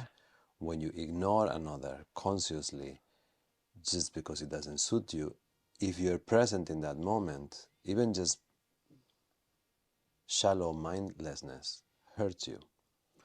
So when we fully embrace and embody the present 100%, I mean, we'll still make mistakes because we're mistake Fallible making people. human, Yeah. yeah. But the bigger ones, they will not be unnoticed because it's so self-evident. isn't it?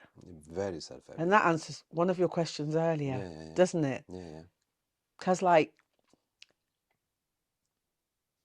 when you're, like you say, like, you're so present in that moment, it hurts you to hurt another. It hurts you to, and yet to get to that state of presence can be difficult. It's it's transformation. You've got to go through the fire sometimes. You gotta go to the fire. You gotta do what you said before. Takes courage. You gotta show up and be Yeah. authentically yourself, even if there are arrows being thrown at you. Yeah. You gotta show up to be the piece of the puzzle that you are made to be, because you cannot be any other piece of the puzzle. To put down your weapon. Exactly. And be yourself and be fragile and be exposed and take risks. You're taking a risk. It's like anyone, you're faced with something coming at you and you don't just shoot it away straight away because you're afraid of it, but it could potentially be something that's going to hurt you.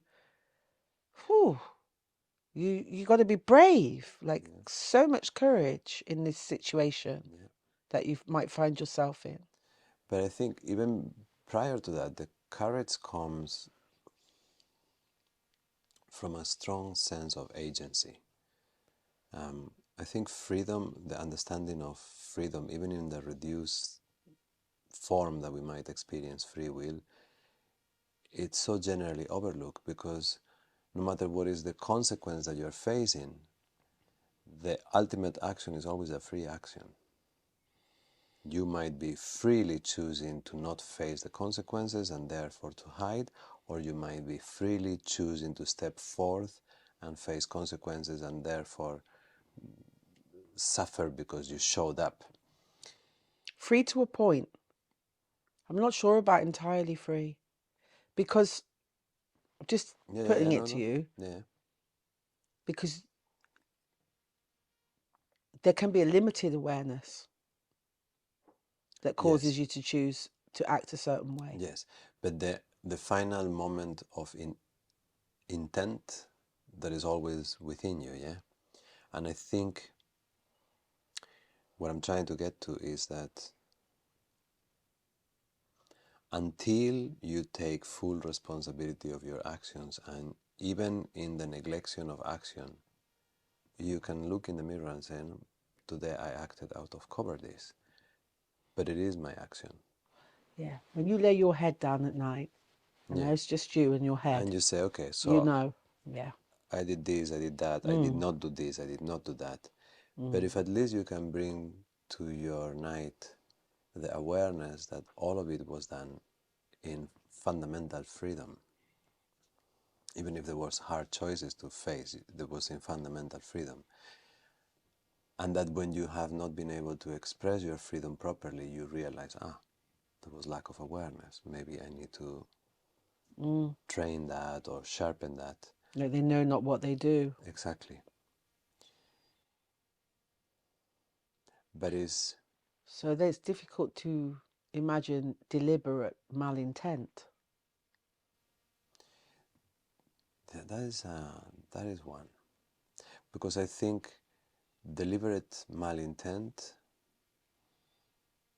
first of all, must be rooted in extreme ignorance, because there is no possibility to seclude pain to a particular section of the universe. There's no closed systems, so eventually the pain that you cause somewhere is going to boomerang around. So deliberate malintent is a trippy feeling, actually. It's a trippy feeling when you confront it and you study it, because... Yeah. Because it's part of a nature that we alluded to earlier, no? That there's something that exists. And it's difficult to imagine that for me. Mm-hmm. Because I like to kind of look into most kind of things, let's say, that there are causes and that there's a cause. for this behaviour, or there's, you know, I like to look at it in that way. And if there is, like, if you say, okay, there's no cause, is this just that this person is, you know, is this possession? Is this person acting from, you know, what in some cultures might be considered, you know, entities and demons, and we things that we don't actually know if it is or not energetically could be. Yeah, and also no matter how complicated it might be to understand, we were saying before as well, like there is a space in the universe for pure suffering, and it takes the space it takes as well. There's everything, isn't there? Even if it's completely incomprehensible, yeah. Yeah, there's a lot going on, isn't there, out there? So I feel like, whoo, there's a lot we don't know. Do you have a song about not knowing? About not knowing. About the mystery? Wow.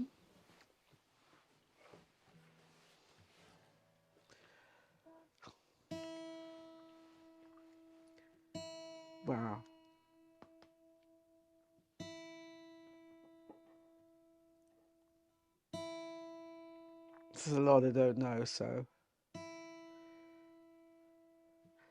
just tuning. There's obviously some song that is actually about it, about not knowing and about the mystery.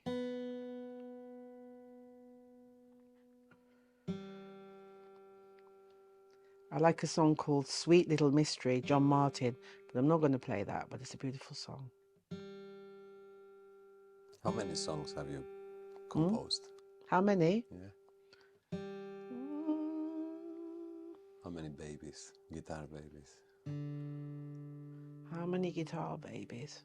I'm not always on the guitar. Sometimes we have, well, it's warm in here though, it's very out of tune baby.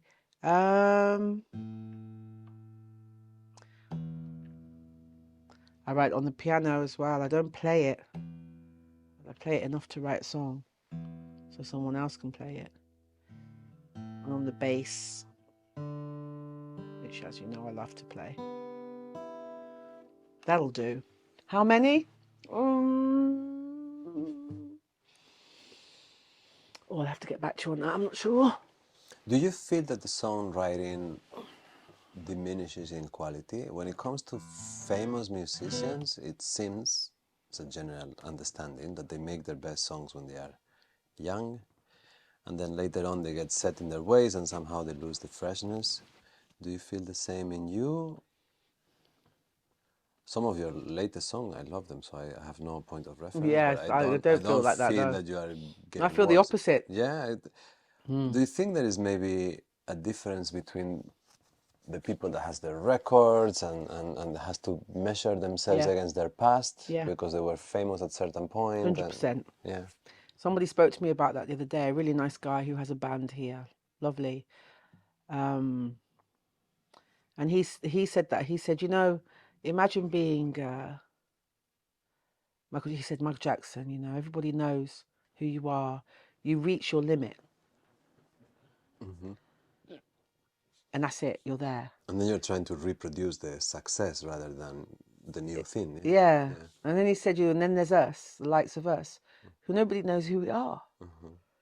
So it's almost limitless. You know, we're this age. He's around the same age as me. Baby's a bit younger. But he's like, you know, here we are at this age, and the world out there doesn't know us. So we have still so much we can do with what we do with our craft. But so, of course, so does the person who the world did know. But like you say, they're limited by the expectations of what, you know, what they did before. Does that play based on what they did before? A role in your psyche as a musician? That the world doesn't know you? Does it make you feel that your songs were not good enough, or does it make you feel conflicted in any way, or special? Maybe the other way around, maybe that you manage to protect your songs? I never feel like a song isn't good enough, because a song for me is loved like anything else. They're like their own entity. once they're born, you know, they're a thing. They're a being. So I never feel they're not good enough. But there might be a time I don't want to sing them anymore.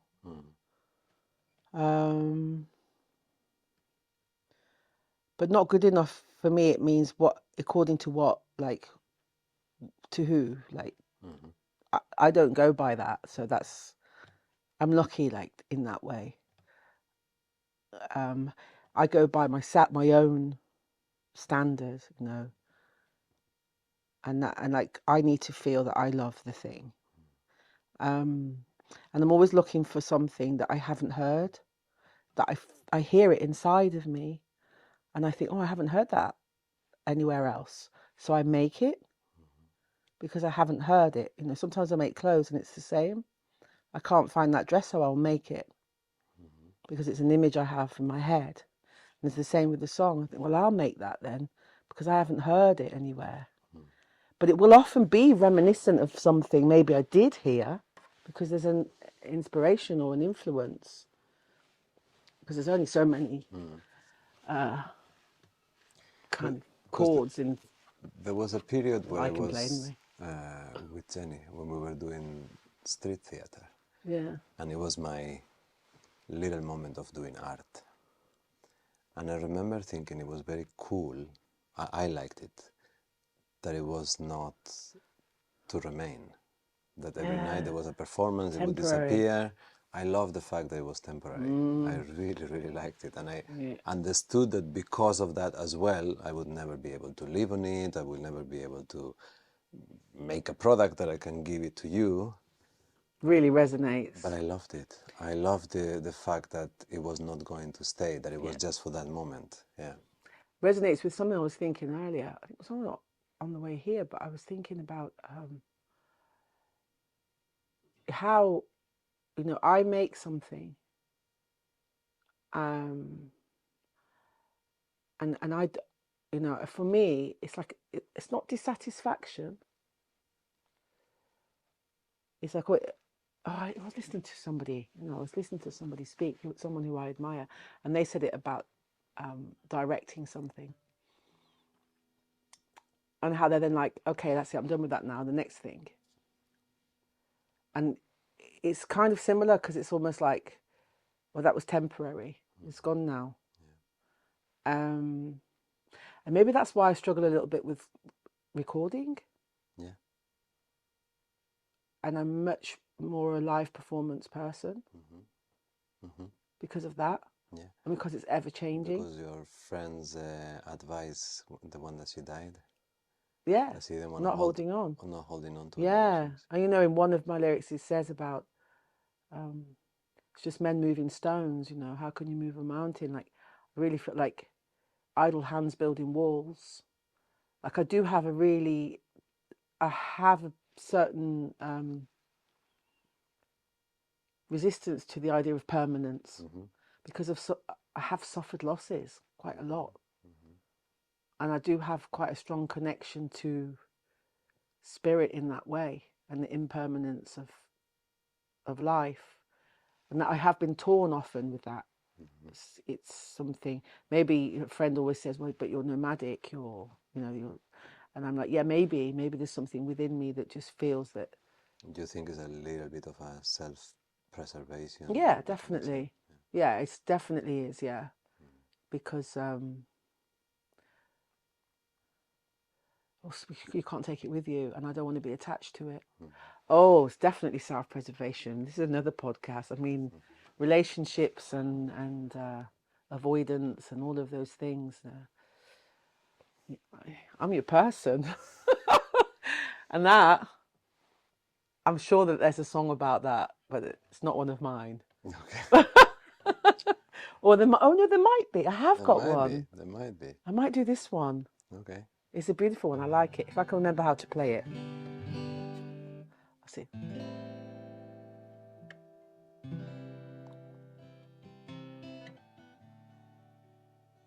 If I get it wrong, it's all good.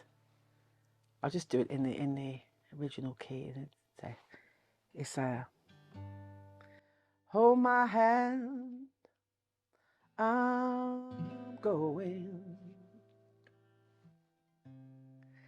when no one knows my name. Remember me when I am gone, like I am just the same. And if you cry for me, cry softly, sweetly from the start.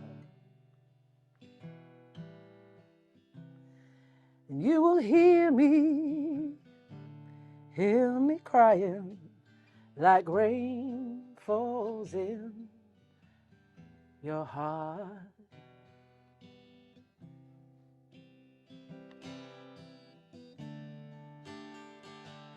And I'll see you there.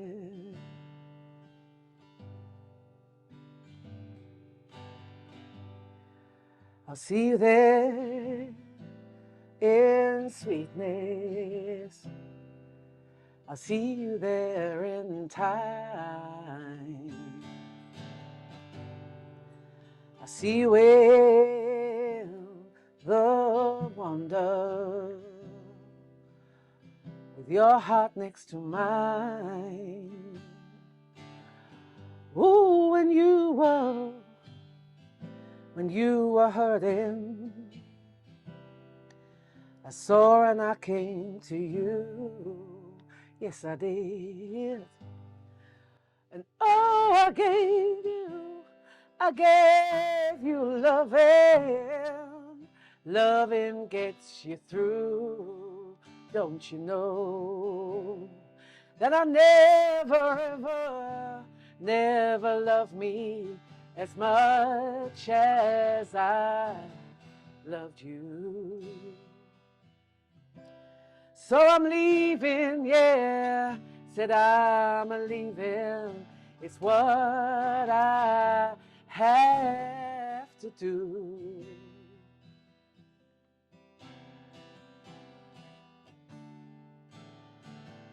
And I see you there in sweetness. And I'll see you there in time. And I'll see you in the wonder, with your heart next to mine. Oh, cinnamon, sing softly, sing sweetly, sing true. Sing a man, I sing this song, said I sing this song for you. 'Cause I never loved me as much as I loved you. So I'm leaving, yeah. Well, I'm leaving. It's what I have to do.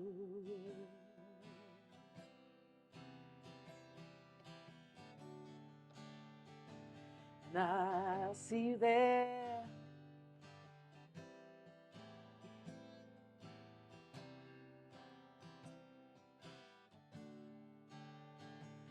And I'll see you there.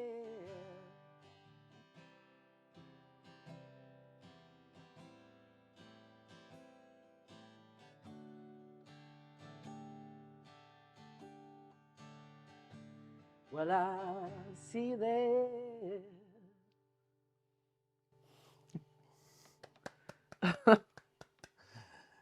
Beautiful. Oh. Yeah. So that could be the one song that reveals something of me.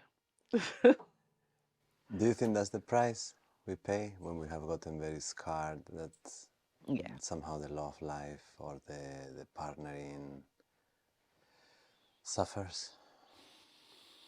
Oh, yeah. Well, we witness that, don't we? On the daily. Oh, yeah. That's that self-preservation. Do you You feel know, that now I sit like this. Yes.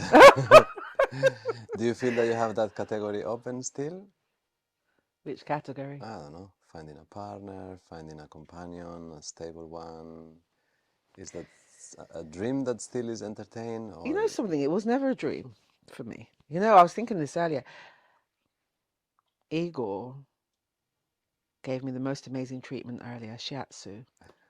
Incredible. So strong. And it came up during the shiatsu. This might sound well, it sounds however it sounds, because it's just what it is. I felt a sense of regret for the men that I hadn't had something with intimately, that I wanted to in my life when I was younger, even if it might have been fleeting. I felt a sense of something move through me, like, oh, well, I'm not going to get that back. Those moments won't come again, when I was a certain age and didn't have any idea of how attractive I might be, and was just, you know, didn't realize that maybe that person, you know, we could have had a moment, whether it was one night or whatever it was, because I might have been too attached to the idea of the pain of loss that held me back from that. Don't get me wrong, I had my moments, you know. We're bordering on what could have been considered promiscuity there, but I would not call it that myself. But just having a, you know, a good time when you're younger, as a woman, as a girl, it's a bit labelled, isn't it? But I felt it, yeah, and I realised it was never something for me. I didn't have the want or the longing or the dream of the one partner. I always met people and felt attracted or wanted something with them, and I might have held myself back because the fear of loss? of the fear of loss, because I knew that they would be gone. And that pain for me was a difficult one to deal with for a long, long time, because I would feel it so intensely and so deeply every time. So when I did have partners, and I have had, obviously, I've got kids, but not, I mean, also I've had partners that I didn't have kids with. The pain of the leaving part, you know, like it says in the song,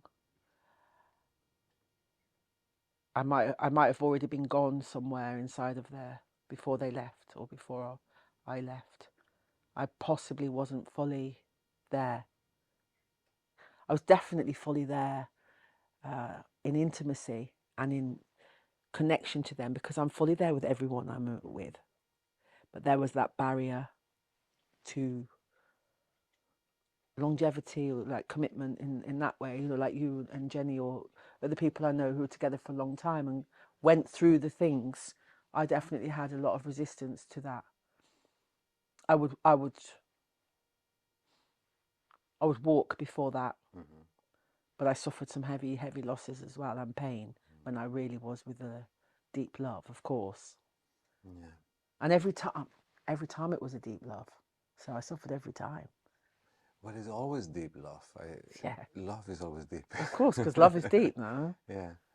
And also in the end, relationship will teach you, because if it is not through the ones that you got entangled and it was complicated and dirty, otherwise it's the ones that you neglected, otherwise it's the ones that they left you. But in the end, whether it's through unskillful action, through the loss of a loved one, or through you being the one that walks, in the end it's relationships where everything comes up. Yeah. Yeah. And now,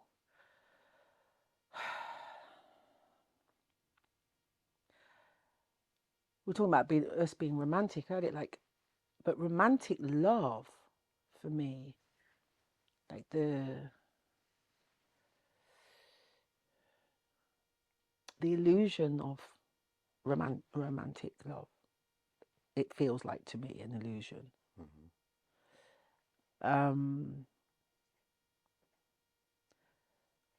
It's just a powerful connection, I feel, that is brought together through the spirit of that thing. And I've been for a long time ready to face that full on, for many years. Well, that might actually look like having, I don't know, the embodiment of, I don't know, Kali in front of you. You know what I mean? That can be a bit full on. I know that. I've been told. So yeah, bring it on, but that's what's coming, you know what I mean? Because that's just how it is for me. It's like, it's all of it. I'm very much about all of it. And that can be a bit difficult for some people. Igor. So we'll see. I'm all right just as I am as well. So it's all good. But of course, yeah, no, isn't it? When you're on your own, you have your own space, your own time. You're not as challenged as when you are with somebody. It's good to get that medicine, that challenge, isn't it? It's good to have that reflection that doesn't just accept every part of you and gives you a bit of a nudge. And well, we talked before about the shadow. No one will show you your shadow as good as a relationship. Exactly. Even if it's with your parents or with your brother, but that's it. Relationship is when you will see the shadow. You're going to see it now, and I think it's very healthy, and it's part of what we're here for, what we're about. Yeah, it's very humbling. Isn't it? It's very humbling. Yeah. So it's definitely still a part of my life. It comes and goes, because it's also, I also know, like, I'm a bit difficult in my nature as well. Like, I don't expect someone to just find it easy with someone like me.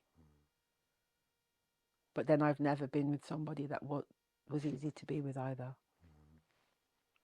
There's a mirror.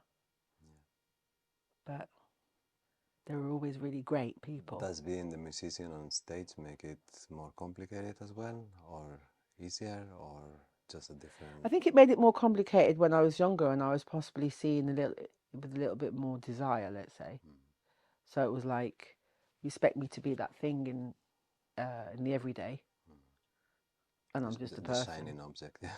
Yeah, exactly. That, I think it was a bit difficult then, because like, I'm not that. Actually, I'm not just this object. Now I'm older and it's lessened. It's like, I suppose, I don't know how I'm seeing it, so I can't really say. So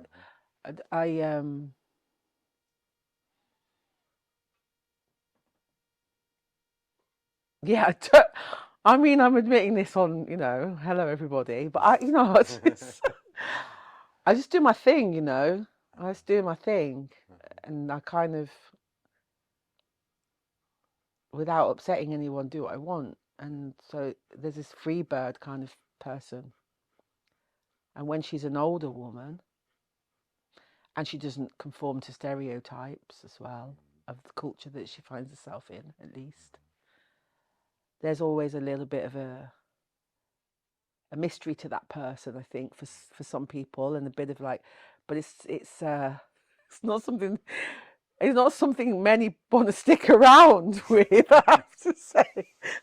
Well, it's a Yeah, it's a taste. It's a taste, you can have a taste, you know what I mean? But I'm all right with that. I'm good with that. Yeah. That's all right. Yeah. I like companionship, I've got great friends, and I love to hang with my men and men friends, and that's be very intimate with them. That's something that I see with you that is very beautiful. You have a beautiful tribe, actually. Yeah. You have a family around you, an entourage, but not. They look good as well. Yeah. They don't just taste good; they look good. Also, because it's a beautiful balance. You can tell they're there for you. Yeah. But at the same time, there is no sensation of rank. No, it is very that would be weird. democratic, or I don't know. Just the view of it from the outside, 100%. it's I can see that in one way or another you are a head, but you are not a head that tells everybody what to do. Quite the opposite, Yeah. which can also be frustrating. But I found that in relationship that can be frustrating though, like to not um to say, well, go do what you need to do. You know, Mm. we kind of want to be sometimes a little bit. Yeah. Also, I've had my times of being possessive and insecure and jealous and all those things when I was younger. Yeah. I've had all of that, done all those But things. also, I mean, probably it's a different subject, but if you were mentioning before a certain lessening of your self-confidence due to this constant racial thing, so in a way that is going to play in the background as well, yeah? Wow, racial, physical. You know, I Yeah, was never the skinny girl. yeah. I didn't try to be. I didn't want to be. I mean, I can't cope with not eating food.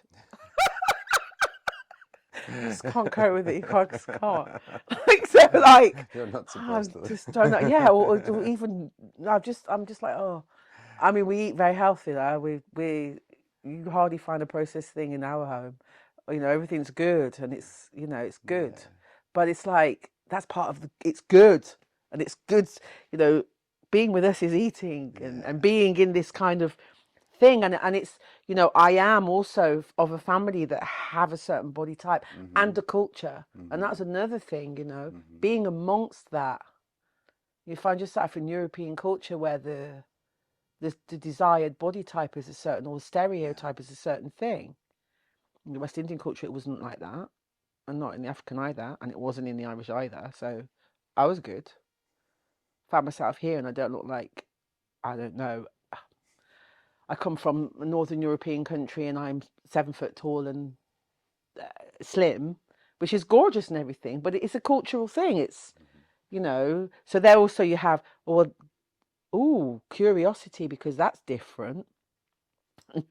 Then you get your hands on that and you've got something you got to need and work with. It's a bit, and all these things, they're real things, aren't they? This is what, there are young men and women working through these things on the daily, all the time. So of course that was been a part of life for me. But there was always this thing in me that rebelled. I always was able to kind of just push through it. We're having friends who would say, God, friends who did strive for whatever it was they were striving for in the body type, like, well, you get the guy, and I'd be like, girlfriend, like if I see the guy, I feel it. It's a feeling, and I know. I remember my sister once saying, she said, well, I never would have ever thought that they wouldn't want to be with me. I mean, my sister's another level, like with that. Do you know what I mean? She was my, like, I was like, yeah, I follow her. She's my older sister. I was like, she's my example. Like, to feel like that about ourselves is so not okay, just because it's projected on us. So I didn't carry that. And then there did come a moment in time where I did have it for a moment. But that also came from certain relationships that I'd had with people with certain body issues and certain control around those things and projecting it onto me, which I actually consider to be abusive when you do that to somebody. But it's Yeah. it's an amazing training ground because you get to establish a heart-to-heart connection, and then the body shapes and the body looks, they have to fold around that heart-to-heart connection. Well, that's where that's the test, isn't it? Can you do it? Is the test in terms of the actual quality of the relationship, but it's also a testament to the confidence of the person to just like, this is me, and it doesn't matter. But also to see like different body types as not beautiful or not. It's very reductionistic. Yeah. mentally ill. Yeah. Mm-hmm. For me, it's not a thing. Yeah. So if it's not a thing for me, then it's not a thing. Yeah. But I do know it's a thing out there, Oh, yeah, but yeah, it's not a thing for yeah. me. Yeah. And it wasn't ever a thing for me. So I'm lucky. But it doesn't mean that I haven't had my struggles with it, of course. So there we go. There's like things that we're good with, but we're having to struggle with. But in relationship, I know that there have been men that I could have had very strong connections or relationships with that wouldn't be with me because of the colour of my skin. But I don't know if it's because of the size of my ass or my belly but I don't know about that, and I wouldn't like to think about that because it's kind of disgusting, and it's kind of like sad to think that an amazing person would limit themselves in that way. That's yeah, but that wouldn't have been someone to be with me anyway. Do you know what I mean? Yes. So it's all good. I don't No. think in your case that's a factor. I don't think it's a factor, but I think in some people think that about themselves. Yeah. They think that about them. They feel like that about themselves because of what's projected at us and what's put out there through media and just through school and all sorts. Men have it too, men and women. And trans people and people of every kind have it. And actually, it's part of our baser nature when we project things like that onto others. So there have been moments that I've had that where I might have thought, oh, well, he doesn't like me because of this, or especially when you were younger, It's here we are now. Here we are, solid and whole and healthy. Like when your baby's born, they got all their toes, they got all their fingers. It's all that matters, isn't it? They got all their, even if they haven't, are they okay? That's all. And I'm lucky I still got my legs. Yeah. And your guitar. Yeah.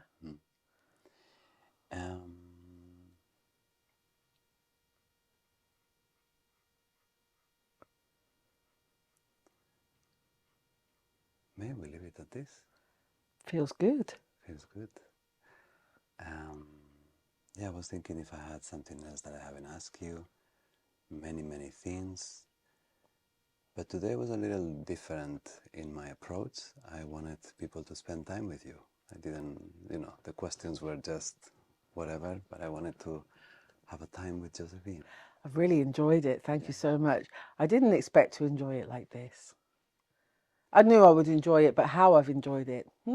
Well, I'm discovering that the sitting here together alone and then actually having the purpose of meeting is creating a beautiful moment. I'm actually enjoying it myself. Beyond the idea of what it's supposed to be, I'm actually enjoying the moment. And bring it back to what we were saying before. You want to build a better world, you want to build a better future, you want to build a better disposition for the human race. In the end, you have to start from this moment and make it, give it your whole, and be present. So I think that's what we're trying to do. I think it's really great. Thank you. Yeah. You know what I love is that you've got those earrings in that I love. I really like those. Yeah. What are they? What's the stone again? It's a black one now. Black. Obsidian. Opal. I don't know. Yeah. Maybe obsidian. I don't know. Is it obsidian? It was with an O. I'm very bad. Obsidian.